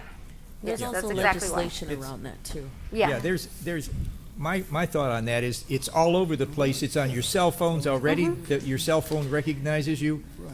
AI and visual recognition is already here, and it's all over the place already. So it is a useful tool if someone is not just children but adults. It depends on how it's used. Yeah. That's the important thing. Can I jump in here? So two things. One, I think we have to ask ourselves a question. If this is a time issue, because cameras are scarce right now after post Uvalde and what has been transpiring, that's number one, right? So how long is it going to take us to get the camera? Number two, respectfully, Ms. Gonzalez, I can completely see your point. But being a principal, leading a principal that was labeled one of the worst schools in the city, when there is a crisis, and I'm talking a crisis, I'm not talking a fight, and nobody ever expects for a crisis. We have to prepare for that. The identification of the person, because of adrenaline, anxiety, rushing, those cameras do help identify what is transpiring, sets a timeline for emergency responders, etc. So we're not praying that never happens here, but we have to be prepared in case something of that nature does ever transpire in our community. And so this is more about being proactive instead of reactive. And so, Mr. Moulton, I just want to ask, if we held this vote, would it be an issue with the cameras, etc.? Because I know that there's a backlag on them. So Mr. Moulton? And I'm sorry, it's a procedural matter before we get there. Is anybody willing to withdraw their motion? Well, I understand it now. I'm ready to vote. No. I'm ready to vote. I'm If ready to everyone's vote. ready, I'm let's not vote. Let me make one more comment. I understand it now, Ms. Gonzalez. Yeah. But I'm going to tell you right now, that's, like Mr. Riddle said, in society, the camera's going to focus you and get your face for a reason. And I totally And I understand say that because go in one of these stores now, any store that you go in, I guarantee you for shoplifters or the car, or somebody get their car broken in out there in the lot, and you go back in the store and you're trying to find out what happened, they got you. Okay. Got it already. Understood. Right. Roll call vote. Okay. Mr. Riddle? Yes. Ms. Callahan Wozniak? Yes. Mr. McBride? Yes. Ms. Gonzalez? Respectfully, no. Ms. Hannah? No. Ms. Leguizamo? Yes. President Ewing? Yes, item approved, motion carries. We're now at purchasing contracts, approval of contract with Lechenberg and Associates. It is a recommendation of the administration that the Board of Education approve the master agreement with Lechenberg and Associates for perm-based permanent resident cases and H-1B cases for the district, as well as associated invoices for current cases, and authorize the superintendent to sign the master agreement. So moved. Second. Motion by Ms. Leguizamo, second by Mr. Riddle. Any comments or questions on the motion? Yeah, I have some questions about this. The first question, how come or why didn't this go out to bid? That's the first question. Why didn't it go out to bid? And in terms of the visa and permanent residency, how long are the individuals going to be required to serve in our district? Or are they going to receive, we're going to assist them in receiving their permanent residency and here in Waukegan, and what type of guarantee are we going to have that they're going to serve our district for longer than a year after they receive their permanent residency? Okay, and I mean, this kind of really concerned me when I was looking at this. And does any of them have any kind of criminal background? That we have not come across, and are there? Let me just read. I'm looking at my notes here. There should be a cutoff time in terms of with the process of to approve for the approval of the visas.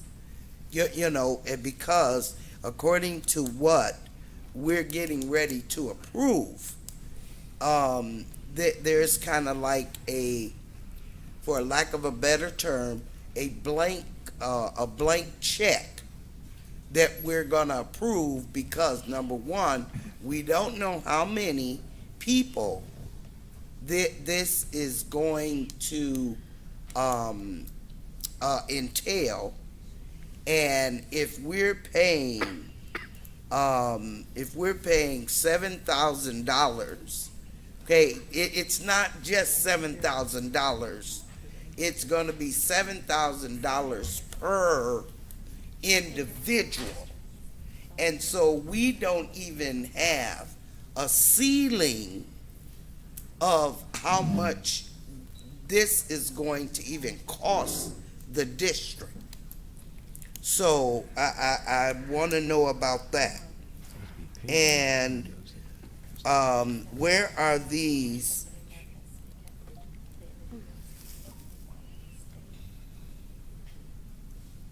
And where are these individuals? Where are they going to be placed in our school district? Okay, are they certified to go into a math class, a science class, a social studies class? And so that is one of my questions. Are they certified in wherever we're going to put them? And got a couple more. And since we're doing all of the international recruitment, what is the tenure time or the duration of their required service for our district? Good evening, board members, Ms. Plasencia, Superintendent, members of the public, and members at home.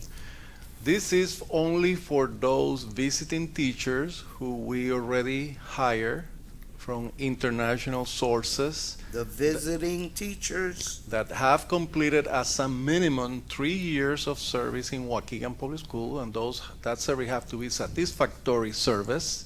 And then they have the option under their current arrangements with the Department of State and the visas in which they are holding to extend for 2 additional years for a total of 5 years. And so okay, I'm hearing, comprehending the term permanent residence as just that. Now, if I am misunderstanding permanent residency, please clarify for me. Well, the idea is that after 5 years, so 3 years visa, a potential extension of 2 additional years, then at 5 they need to return unless we provide them with some type of arrangement to remain in the country beyond that visa status. And that's where the residency comes into play. So what that means is that a teacher that served Waukegan Public School for a full 5 years and remains in good standing, those are the only individuals who got visa at that time during the 5 years who will be eligible to remain under this program. Regarding the security, in order for them to get a visa with the State Department, they go through a comprehensive background check, not counting that when they come here, we also fingerprint them. Of course, many of them might not have any records in the country, but we delegate on the findings of the FBI. But in their countries of origin, the U.S. Embassy, for example, in Spain, the U.S. Embassy, before they can issue the visa for them to travel to the U.S., the U.S. Embassy and the host country, Spain as an example, are taking care of that background check. So Okay. this is beneficial because many of these teachers are coming for very hard to fill positions. And that's of great benefit for our students. And as I mentioned, they need to have 5 years of successful performance in Waukegan Public School in order for them to be eligible and receive our commitment also to process these requests. Okay, and as far as my other question, where they're going to be placed, they're going to be certified in those areas. They are, in order for them to initially arrive here in the country, part of that visa application before they even come to the United States is also the confirmation from the Illinois State Board of Education as they submit their application for the visa that they are and they're going to be considered certified to provide services here in the district, which obviously we're in Illinois. Okay, and so after 5 years, they don't have to remain in our school district. After 5 years, they will be able to remain in the country without permission to work. And yes, they might be treated like any other citizen, and they have the option to move. We are going to make sure that we restrict that movement because the purpose is for them to continue providing services in our school district. Okay, and now here's my last question. I'm sorry, board members. We're taking this. We're going to use a law firm to do this work, where before Waukegan School District HR was doing the work. What is what has happened where our HR will not be performing this, and now we're going to expend more funds for an outside law firm to do this? Well, if we continue with the example of Spain, the Ministry of Education in Spain is the one who's running with all the paperwork and all the application. Obviously, we participate We interview, we are offering employment, we are committed with the visa application that if they come to the United States, they will be hired in good standing and an equal basis with the other teachers here in the district. Now, after those 5 years, as I explained, 3 years and 2 years, then after that, in order for them to remain, now the visa program doesn't apply anymore, and that's why then that process will come to the district if we are interested in their services and to remain working for us beyond those 5 years. For clarity, Mr. Figueroa, currently, if individuals are applying for their permanent residency, does your department assist in that process? We participate on that, but we are initiating this program through the legal counsel office. So at this point, no, it's not directly through us. No, that's what I want him to state clearly. If I still haven't heard the answer to the question. Yeah.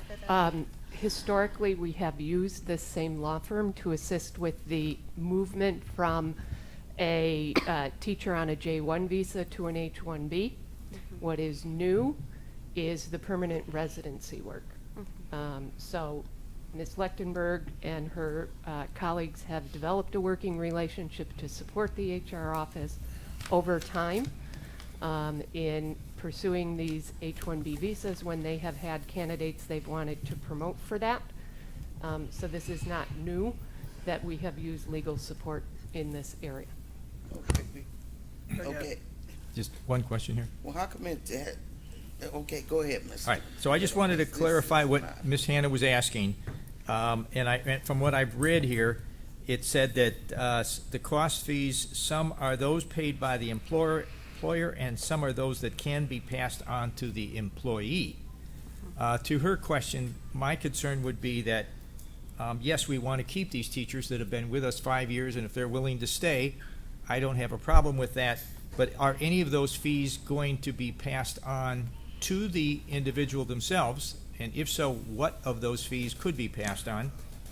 How much? And then secondly, will there be some sort of a commitment that HR makes with that individual to make sure they are now, if they get approved, stay with us a certain number of years? And I will say, without being an expert on that field, I think the legal department can provide better estimation of that. Okay. Is that there are some fees that the employer must pay. Yes. And there are some other fees that are not mandatory for the employer, and because these individuals are going to remain employed with us, they're going to continue working in the United States. At least the plan is that they will take some of that cost upon themselves. Right. Okay. And we have quite a few teachers, I understand right now, both from Spain and from the Philippines, and some of them are very excellent teachers who, if they've been with us 4 or 5 years, we don't want to lose them. They may want to stay here. They're in hard-to-fund positions, so the this teacher looks from like the a good program. The teacher from the Philippines started arriving 2 years ago, so we are still away from that moment. And not every teacher wants to remain employed. Right. Many of the teachers, I would say the majority, at least my experience with the teacher from Spain, they do return back to Spain. So these are just a few teachers that might decide to stay, and we certainly will want to keep their services for our students. So this is a retention strategy, but it's also a strategy in regards to the national teacher shortage that we Right. are seeing, right? So, as he said, it could be a possible of 10 teachers, but maybe only 3 want to stay. And one thing that was on the table, Ms. Vanderbroek, that I will turn over to you, was that in return of us taking on this endeavor, that they sign a commitment with the district, and I don't know where we are with that. That piece of this is still under development. We're discussing that with the HR department as to what that would look like and the documentation that we would need for that. Okay, so, and thank you all for Thank you. for those answers to those questions, but there's still one outstanding. Because what we're getting ready to approve is the dollar amount, $8,508. there is no law firm that's going to take on this work for $8,000. So my thing, I want to see the total amount of money that this purchase, this contract is going to cost the district, because it is not only $8,000.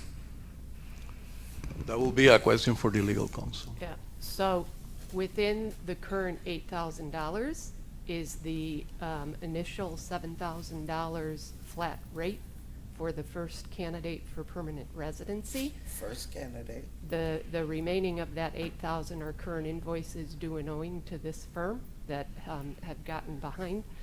And with changes in staffing in my office on an interim basis, this is how we are asking that we can get caught up on those invoices. But they are for consultation. Can you talk into the microphone? They're for consultation on what the permanent residency process involves and entails, and some work for a J1 waiver. So that $8,000 is not a total dollar cost for this contract, because we don't, that is why you have a cost sheet that was provided to you that would identify costs. There is a discount cost for the second, and so I would have to defer back to the HR department as to where they are in terms of number of candidates.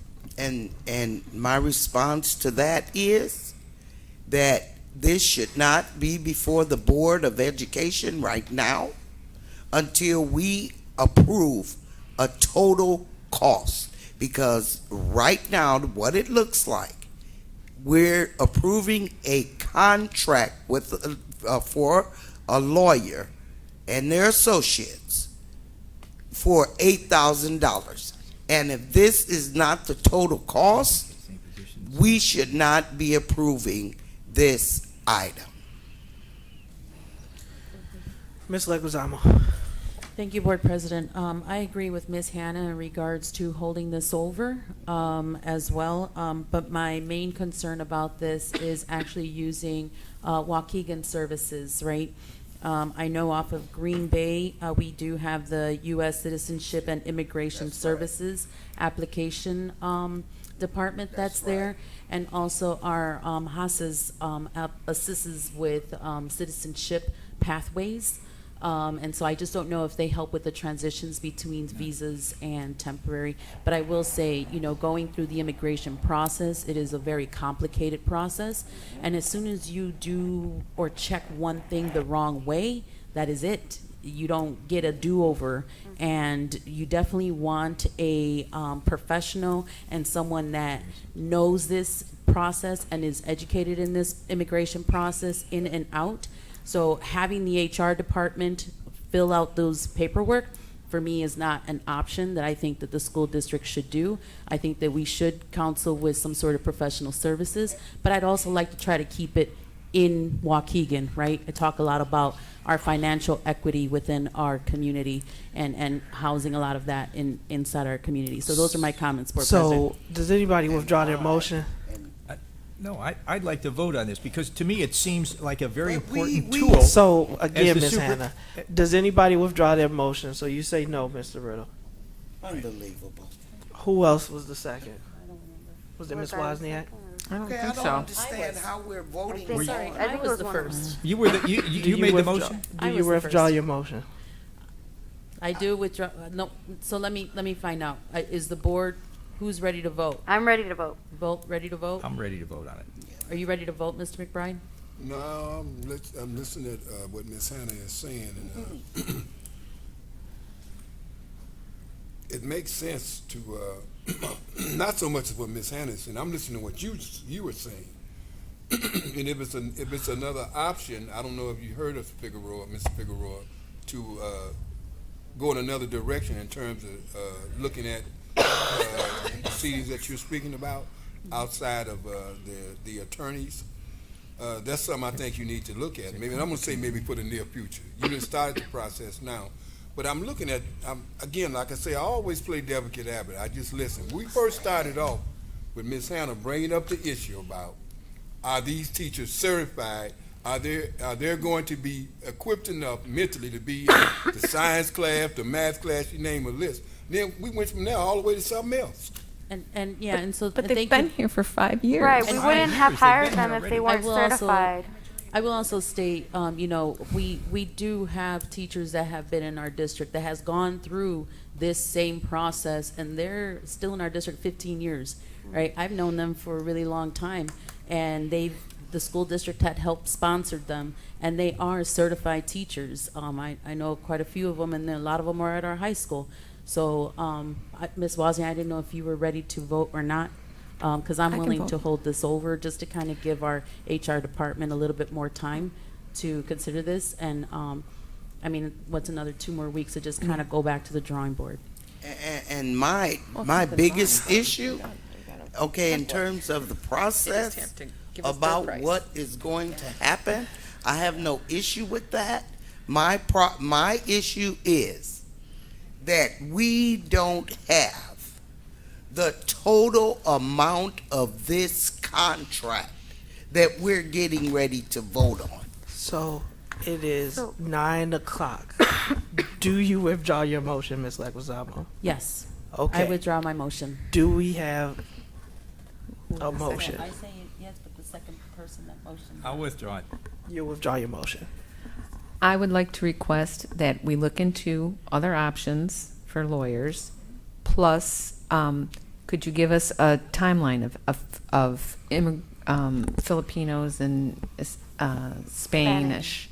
You know, Other countries. what is the max we have this year and would retain for the next couple of years? We'll bring this back at the next board meeting. Mrs. Leguizamo, I respectfully hear what you're saying about finding in-house attorneys, but we have been working with this firm, and so they have started this process. So if that's something in the future endeavors that we want to look at, then that's one thing, right? But candidates, it's October. And so they're going to be up in June, and so that's why June we don't or have, January, you're right. Superintendent. Is it June or read it? I don't got my glass. I'm sorry, but I mean, I don't know what that timeline looks like. We will come back the next board meeting, but I do want to state that from here to then, the reality of us identifying a different surrounding council may not be probable. Not that we will not try, but we have historically worked with this law firm, and just want to put that on your radar as we come back. And I also want to state to the board that many of these candidates that we recruit live in Waukegan, live within our community, shop in our community, and are part of the Waukegan community, as we know that. I mean, we interact with them on a daily basis. Well, So Mr. we'll come back in 2 weeks. And Mr. Figueroa, bring make that sure back. when you do come I back, appreciate give that, us a dollar Superintendent, amount. and respect what you said, right? And that I'm not debating and or have question about the individuals. Okay, I am talking about Dollar amount. the amount of this contract. Thank you. Yeah, And I appreciate that, Ms. Hannah. I didn't touch on that, Ms. Hannah. I For was the just clarity. talking about this, but Yep. I do hear you, Ms. Hannah. And it's a completely relevant point, and so we will continue with the agenda.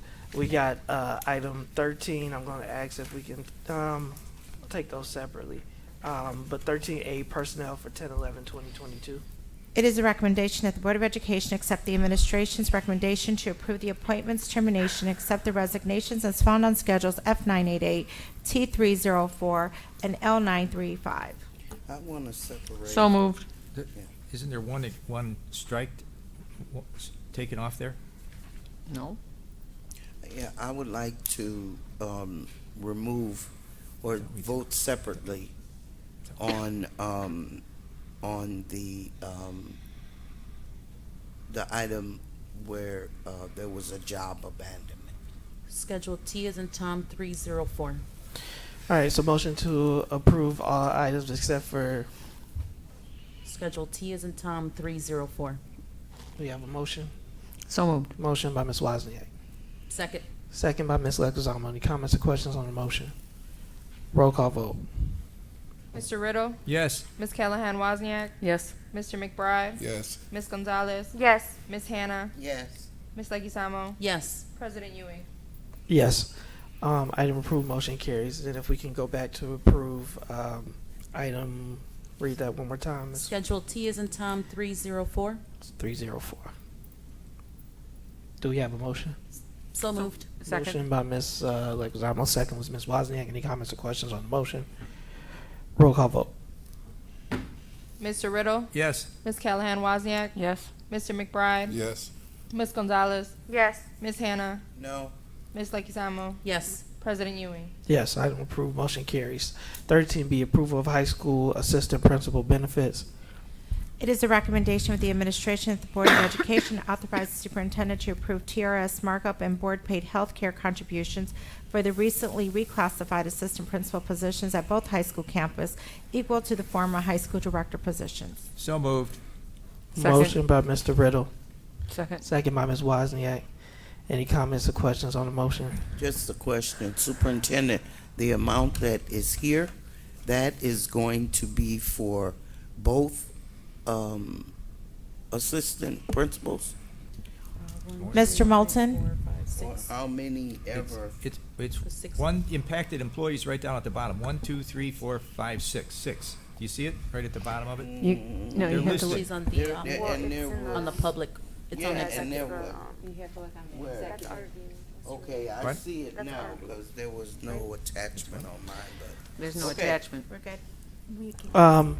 Yeah, my only comment with this is, I know that we are awaiting a compensation report, and so I get why we're doing this. My question would be, why not wait and bring it back at one time? Right. Because these individuals were left off the initial motion, recommendation that we made on what date? Mr. Moulton, I'll turn it over to you. Yeah, with that recommendation, that was a summer meeting. We left these individuals off inadvertently. They were informed based on the prior positions that were reclassified. The prior positions had these benefit levels, excuse me, and it was intended that these positions at the high school, the 6 individuals would have it as well, but they did not receive it at the time we took that action. Board President, question. Ms. Leguizamo? So I thought that the analysis was going to be based off of position and experience, right? Not on particular personnel names. So I just wanted to make sure, right, those positions I believe were there already or in existence of a sort. And so I was just trying to fully understand how the positions itself was not included. Right. Sure. So these specific positions are not part of the study the superintendent referenced. These were the previous campus director positions. They were reclassified as assistant principals. Oh, they were reclassified. Previously, they had the benefit. They were intended to be included when the positions got reclassified. They were omitted inadvertently, so we're bringing them back to correct that action. So how do we know we're still going to keep them off from this analysis? How do we know that they are still in par with the new analysis? Yeah, that's No, why- they are in the analysis. Okay, so they will now be the included. analysis, yeah, they were in analysis, but it was, we inadvertently left them off the motion when we gave the directors and, I mean, the coordinators their benefits. And so as a result, Mr. Moulton is bringing that back because the verbiage for these 6 individuals should have been included in that motion. Does that make sense? And so they're still going to be part of the analysis that's going to come forward. They are part of the analysis. The analysis covers principals, assistant principals, and coordinators. And Thank you. if I could just talk about the analysis, when are we going to get the final report regarding that that work? Okay, we've been waiting for that. Yes. I'm just, And I will when are we say gonna- that the wait time for that report has nothing to do with Laura Morgan and Associates. We had some holdups on our part, in as far as getting data and some of our antiquated systems. Mr. Moulton can speak to that more at a later time, but I do plan on bringing some of that information at the end of the month during a closed session meeting. So is it, we're gonna get all of the report, or, okay? It's hard for me to speak to that as of right now, Ms. Hannah, but yes, you will get an overview of the report in its entirety is what I'm looking at, with some recommendations from the administration. Yeah, again, I just personally, these individuals would deserve it. I have no reason not to say that they shouldn't have these benefits. My concern comes from the fact that we authorize the report to look at overall compensation reviews, specifically related to our assistant principals, and I would like to see it as. So again, I'm kind of. Can I ask, Can I ask Mr. a Moulton? question? Mr. Moulton, when Laura Morgan did the analysis, they did it from the perspective that for these assistant principals, that they did get the health benefit package. Am I correct? That is correct. Again, as we said earlier, they were just inadvertently left off of that action earlier this year, So can I ask a question? specifically for these 6 positions at the high school. Yes. And all other assistant principals get this benefit. Right. Yes. So, The other APs. so to my question, can I ask my question? Go Okay. ahead, Ms. Gonzalez. Are these individuals immediately impacted if we don't approve this? Are they immediately impacted by essentially receiving a cut from what they previously were earning? If they were existing assistant principals? So if there is no action this evening, then nothing would change for them. Okay. It would only change once action was taken. So there wouldn't be any negative ramifications if there Okay. was no action, per se. Okay. Mr. Moulton, all assistant principals did receive that benefit, am I correct, with the exception of the 6 assistant principals at the high school? So if it is the desire to hold this over, I would suggest, as there are a lot of questions that we, Can you please answer my question? So when the board voted, the board did vote to give all assistant principals in our district the benefit, with the exception of these 6 assistant principals that were inadvertently left off. Am I correct? so we currently, we will confirm that agenda item. We did have coordinators, academic chairs, and some other staff. But when we brought that back, let's bring the specifics on that to ensure that everybody is clear. Okay, because that was my understanding. So let's just hold this over till we have more clarity. Back to. Excuse me. Go Would, ahead. would the benefits be retroactive, That's what I'm asking. Yeah. the amount for the period since their change? We would look to incorporate as of July 1. Okay. All right, there's a motion and a second on the floor. Do they Remove. withdraw? Again, I have to procedurally. Procedurally, do you withdraw your motion? I believe Rick. it is me. Whoever it was, It's I don't Rick. remember. Was it Mr. me? Riddle? Mr. Riddle. Was it me? I'll withdraw the motion. Okay. And I'll withdraw my second. Okay. All right. We'll hold this item over. Again, I'm not trying to, and even in the last one, I want to be clear too, Ms. Hannah, I wasn't trying to force it through. Procedurally, is if we have a motion and a second, I have to have them withdraw the motion. 13C, dismiss. We are not acting We're on not acting. C. We're at 15, other approval of travel for JROTC competition. It is a recommendation of the administration that the Board of Education approve the travel and expenses for the JROTC Raiders National Trip to Molina, Georgia, from November 4th through 7th, 2022. So All right. move. Second. All right, motion for, was who, Mr. Riddle? No. No, it's Ms. Hannah. Ms. Ms. Hannah. And who was second? Adriana. Ms. Gonzalez. All right. Any comments or questions on the motion? I am so proud of our JROTC All right.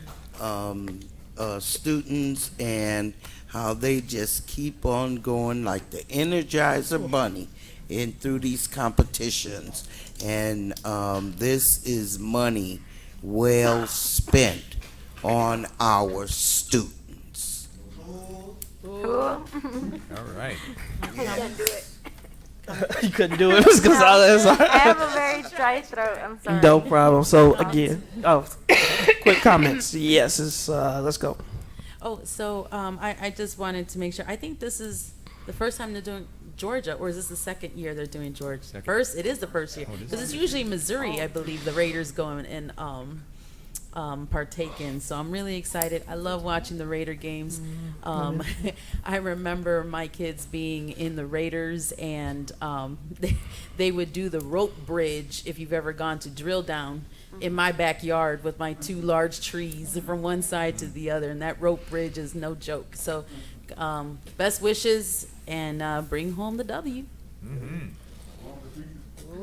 Thank you. And with that, roll call vote. Mr. Riddle, Yes. Ms. Callahan Wozniak, Yes. Mr. McBride, Yes. Ms. Gonzalez, Yes. Ms. Hannah, Yes. Ms. Leguizamo, Yes. President Ewing. Yes, item approved, motion carries. Item 15B. It is recommended that the Board of Education authorize renovation to the masonry wall at the entrance of Lincoln Center parallel to Sheridan Road as recommended by the administration. So moved. Second. I have a question. Go ahead, Ms. Gonzalez. Oh, we got a motion for Mr. Riddle. Second was that Hannah. Ms. Hannah.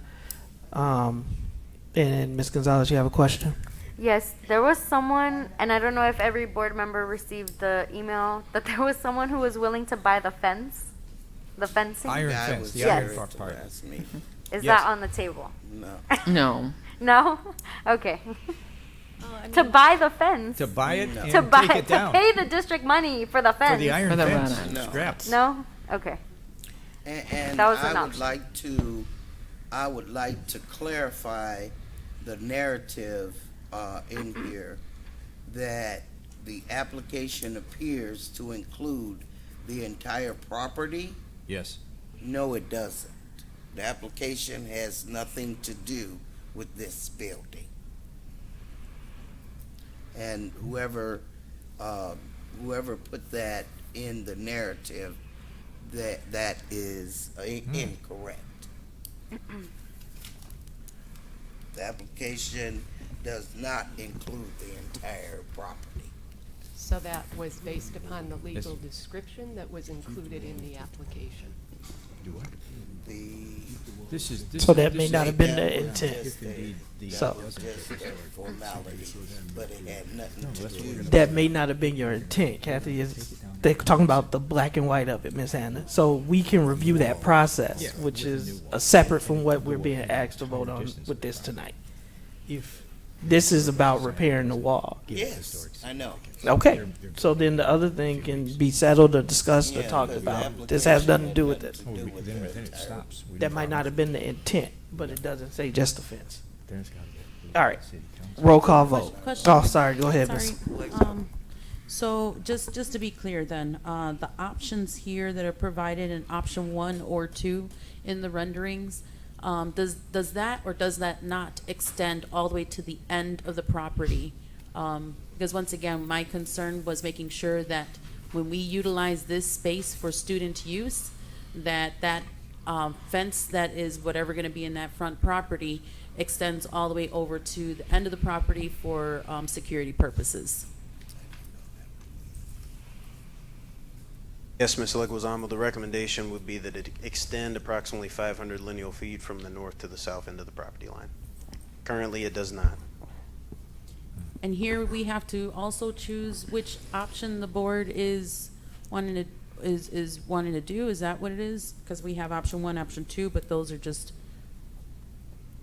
Yes, those renderings are representative examples. If you all will recall, at our last OSC meeting, we recommended removing the wall and replacing it with something that was similar to these two options. Now, we do have to bid this scope of work out due to the cost as well as due to engineers' design. But these are just representative examples of what potentially could be there as we construct bid documents. Now, we do know that the board does need to provide some direction before we finalize and proceed, which is why we're bringing it to you in this format this evening. And just to be clear, would that also, the bidding process be inclusive of the people that are doing the fence trying to utilize the existing brick for, that can be used for the new installation? So the bidding documents would be for removal. If it was the desire of the Board of Education with the superintendent to authorize her to accept that donation essentially to remove the wall and replace it, we would just reduce that cost from the bid amount we receive. I have a question, Mr. LeBaron. I heard you speaking about bidding. Is it possible, is it non-legal to go with a company that we've already used for fencing already? Mr. McBride, because this is construction type work and based on what we're estimating the value to be, we would need to publicly bid this item with bidding documents like we do all of our construction projects. Well, the reason I asked because I think York House, what we have up on York House, there would be not McCall. Is it McCall? Yes, not sir. Not McCall. Well, we got our Blue Ribbon School. McCall. McCall, right? That fence that they have there. I just happened to ride past, and I started thinking about what we were discussing now. That's a nice fence, and I don't know, did we bid on that, or we just put it up? Mr. McBride, I don't believe we bid that. The bidding requirements are due to the cost impact, and that's a much smaller cost impact in this proposal. Okay. Also, we have had masonry and bricklaying done in the district before. And so hopefully those people will be included in getting the specifications so that they can submit proposals and bids as well. Excuse me. I'm totally confused as why we're voting on this tonight. Why aren't we just waiting till after the Bid. Or not the application? bids until after we figure out what's going on with the historical Yeah. society process. Because we can't, if we can't tear it down, we can't tear it down. And why even bid something like that? And why?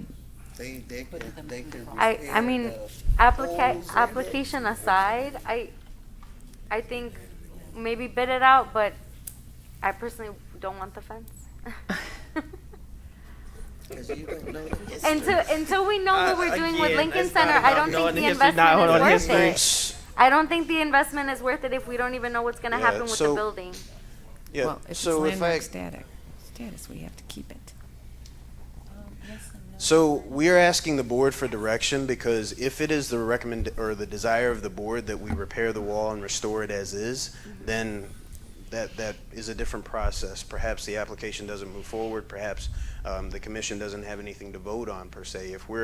If it is the board's desire that we take the recommendation that we put forward, we remove it, replace it with a different style, then that process on the back end is going to be much different. As the owner, city council and the commission, it would be nice for them to know the direction the Board of Education would like to take.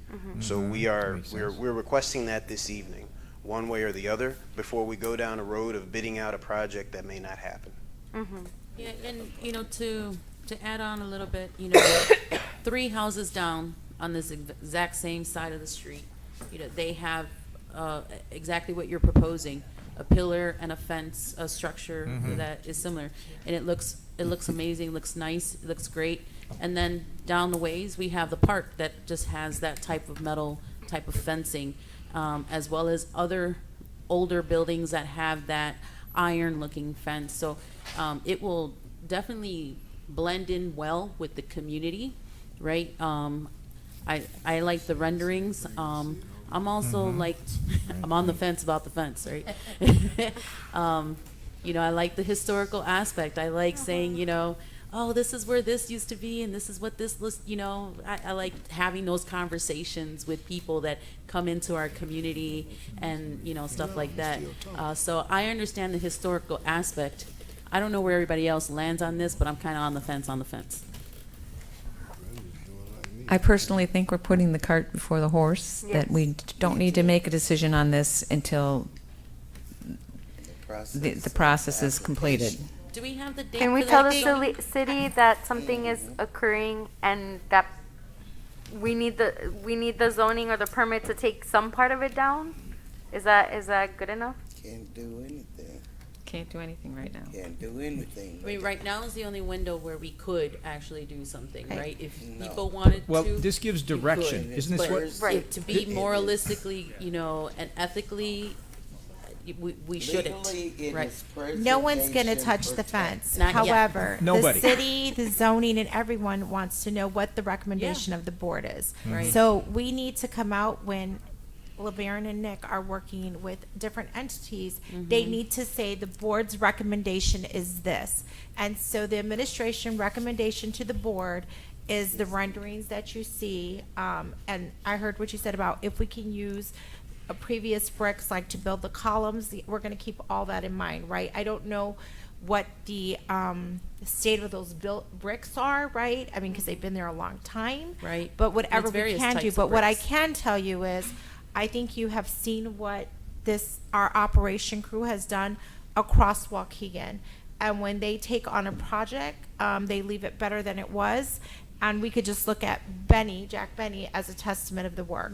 And so we are asking for a vote tonight so that we can voice the sentiment of the board when we're working with different entities. Right, right. I think the superintendent has summarized this quite succinctly, and I think we need a motion. Does someone want to make a motion on this? I motion. I make a motion that we. Wait a that- second. I heard Adriana Yeah, was there's just going to already make a one on the motion. board. There's already one on the floor. Oh, there is a motion It's on the just a floor? matter of, do we have a vote? motion? And a second? Okay, I made the Okay. motion. I thought so. Okay. Okay, so we have a motion on the floor, and we've heard the superintendent and Mr. Moten eloquently speak about why the district needs direction forward from the board on this. We need to know what our intention is so that the decisions can be made going forward. So let's call the motion. And the intention here is to Repair the wall. tear down the current wall. Tear down the current wall. Replace it with a new A type new- of fencing, and that would be completely new, Oh, no, not, y'all can't do um, that. Correct. That would not be, restored but we're bricks. not going to move forward with this. It's only our intention now until the Historical Society makes their next move. Right, 'cause they can't Right, do that. because the Y'all thing can't is do still that. in front of the Historic Society. And the Is that correct? estimated It cost. is. I will once again 250. state that no one is going to tear down the wall until we figure out the application and what the decision is on that. However, when we are in those meetings, we have to speak the voice of the board. I wanna And as of remove right my now, second. the recommendation to the administration is the renderings that you have right there. Okay, And so we need a vote to speak with your voice that this is what you want. right. And we have a motion and a second, And I so wanna if you're ready, let's remove call the my vote. second. Can we So we get amend another the second. recommendation, just to be clear, right? Okay, Can Ms. we Leguizamo, what are you amend- asking? You're asking to amend the recommendation? Yes, to include that this is an intent, and, right, because the way that it reads, it looks like as if we are authorizing renovations to the masonry wall at the entrance of, so this looks like it is a full authorization. I'd like to say something to the fact that this is our future intent. Maybe dependent upon the, So I'm going to pause this a minute. all right, We have a motion, we have a second, and we had a call for the vote. That was before there was an Oh, ask sorry. to withdraw. That was Withdraw the second. there was a call for a vote, as I recall, that the call for vote came before there was a withdrawal of the second, and it came before there was an ask to amend. The public comment and the superintendent's statement is that it's very clear in the information that this is for direction. No implementation would take place until the landmark application was done. So that's where you are. You do need to take a vote Right. at this point because there's a call for vote on the table. Okay. But And I can Board I President? remove my second? Not after the vote has been No. called. Not Board after the President, you want vote's to take been over called. at this point?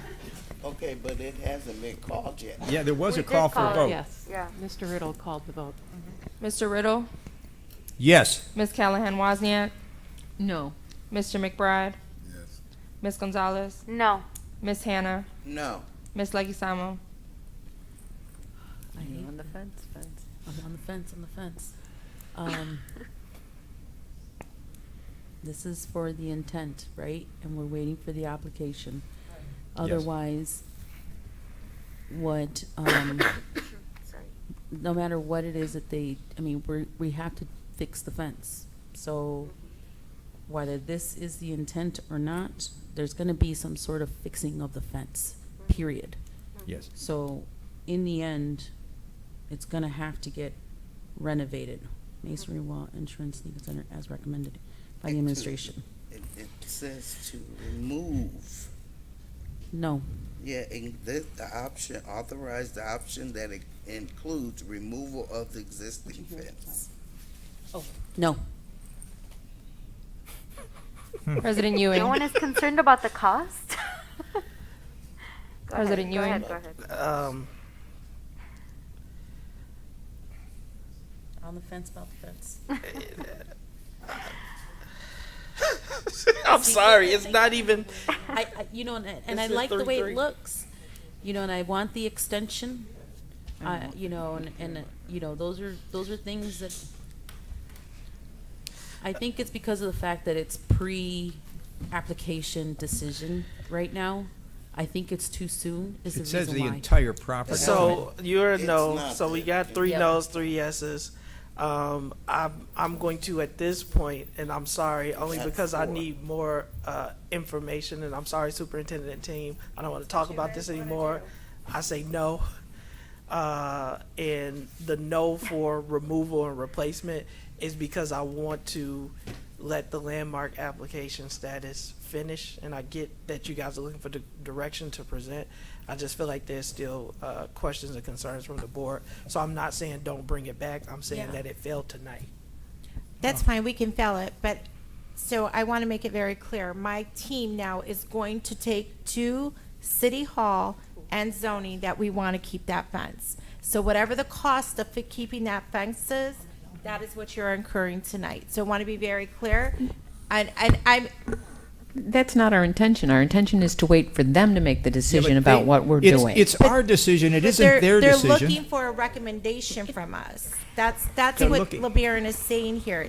I want to be, and maybe, I If, don't know if it's too late to pull if this. it gets landmark status, Well, it we failed, can. then bring it back. If, I mean, if it The gets vote's been landmark taken, status, it's we been cannot failed. tear it down. The vote has been taken. So It's it's done. failed. The Right. board can, Okay. it can be So brought you- back. We So, recommend right, for so it you to have be your direction. brought back. Done, let's go.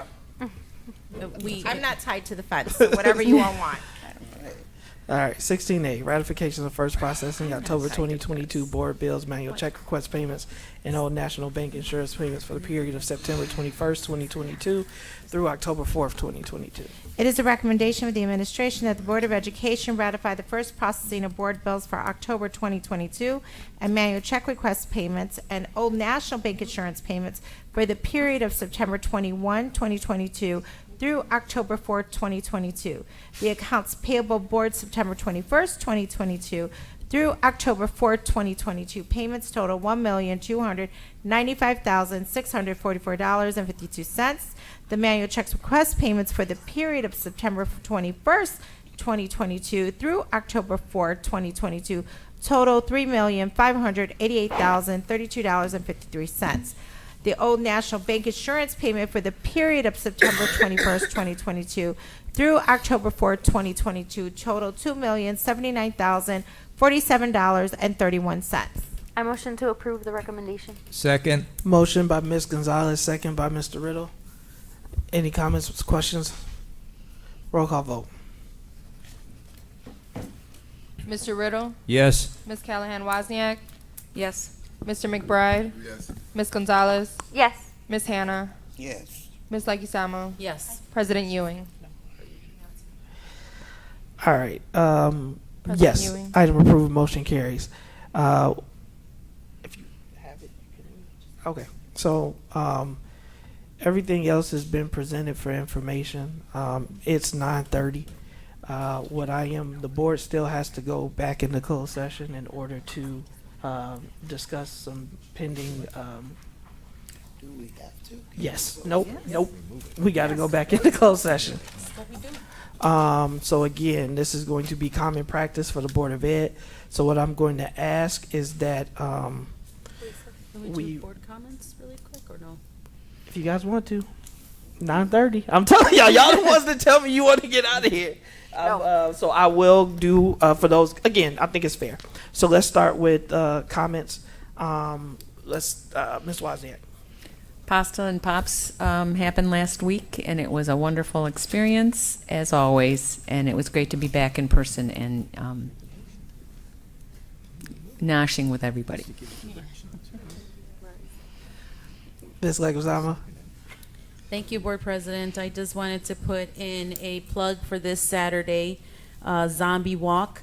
Zombie Walk is hosted by Waukegan Main Street and the City of Waukegan. And this year we'll be participating at the Zombie Trail located at 214 Washington Street, which is on the corner of Washington and Genesee. Please come on out, support. I have a lot of high school students that have been working really hard. Student Council, Generation 1, the CTE Photography, JROTC is putting together a nice experience. Myself has been working on helping out with getting our partners, our FACE department, and also board member Ms. Gonzalez and a lot of other people within the high school. So I just wanted to remind everyone, 6 to 9 p.m. we will see you at Zombie Trail at 214 Washington Street. Thank you, Board President. Thank you, Ms. Leguizamo. Ms. Hannah. What, just board member time? Yes, ma'am. Oh, okay. I thought we were gonna do. Well, number one, I wanna thank the Oakdale School for coming out and with the ambassador students, as well as with the reading initiative that they're doing up there, and hopefully we can expand that into other elementary schools. Also, just wanting to say that tomorrow we have our Fall Lakes dinner at Lake Zurich. The bus will be leaving here at 4:45. Anyone that needs a ride, we meet here, and we'll leave from here. Also, the delegates assembly information and resolutions are available for the board members to look at, and you all can let me know what you all want me to support at the delegates assembly. It's not so many resolutions, but there's a lot of position statements that they have that they're doing. It's not as many resolutions, so look those things over and let me know. And I think that's all. I want to thank everybody for coming out tonight, those that are tuned in on YouTube, and you all have a good evening. Thank you. Mr. McBride. Well, I want to say what we witnessed tonight from Oakdale, a perfect example of what this district is doing. And what I seen, that model, I spoke to the superintendent, that model should be taken across the nation. That model could be used at a conference for other districts to see that there's something that's working that can take place in the buildings of their schools and any other school throughout the nation. That was just excellent. Something that I thought that I seen that once again, like I say, we should take that across the nation, and it was done well, it was difficult for you not to see that was not working for our students. I mean, I've heard a lot of presentations, but I actually seen and felt and understood and was able to comprehend exactly what those three individuals did came to the podium earlier today here, or should I say tonight. But anyway, I also want to say that you all seen the newspapers that we had one of our crossing guards got attacked. And I want to say that I went Sunday after I got out of church to visit him, and I also went to visit him today. He's coming around, but there was some drama that took place that caused him some bodily harm. So to the point to where as though right now he's coming and going mentally, he's coming and going. But it's my prayer that sometime in the near future he gets back normal again. So I just want to share that with those that seen that in the newspaper. Mr. Riddle. I would second what Mr. McBride just said, especially the reading power. I think it's a wonderful program. Reading is one of the most important things we teach our children. And any effort made, such as the one that Reading Power and the volunteers are using at Oakdale, I think is just wonderful. Regarding our board decision tonight, I'm disappointed. I think that we needed to give the district direction. I heard from one of our board members that she would support removing the wall, using the insurance money at this time to remove the wall, and I propose that as another option, that maybe we could get enough members on the board to at least give that kind of direction to our community and to them and to the administration. Maybe we could agree on just removing the wall. Right now, I think it is a disaster. It looks awful right now, and at least using the insurance money to remove the wall. It's been damaged for over a year now, or almost a year. It was hit in December and January. 2 times, so I believe that at least we could take that action by removing the wall with the money that we have available once the Historic Society makes their determination. But at least I'd like to give that direction as a suggestion for another motion, maybe at our next meeting. Thank you. Ms. Gonzalez. Yeah, I'm in favor of doing exactly what Mr. Riddle described. I think it's a liability to have the wall exist the way that it does, and it's not aesthetically pleasing. But that's, I don't have an emotional attachment to the wall, so I understand people's hesitation. I want to give a shout out to Clark Elementary. If you haven't stopped by, their Hispanic Heritage Month displays are amazing. I hope that more schools do stuff like that, and that they do it for every month. I just happened to judge for Hispanic Heritage Month. We are doing zombie walk, so I won't say more on that. And I appreciate everyone who stuck through this meeting. That's it. All right. I'd like to go into closed session under exception C21, which is approval of previous closed session minutes, and C1, personnel matters. So moved. Motion Second. by Ms. Leguizamo, second by Ms. Gonzalez. We got to take a roll call vote. Mr. Riddle? Yes. Ms. Callahan-Wozniak? Yes. Mr. McBride? Yes. Ms. Gonzalez? Yes. Ms. Hannah? Yes. Ms. Leguizamo? Yes. President Ewing? Yes, if we can meet down in the boardroom, 5 minutes. Thank you.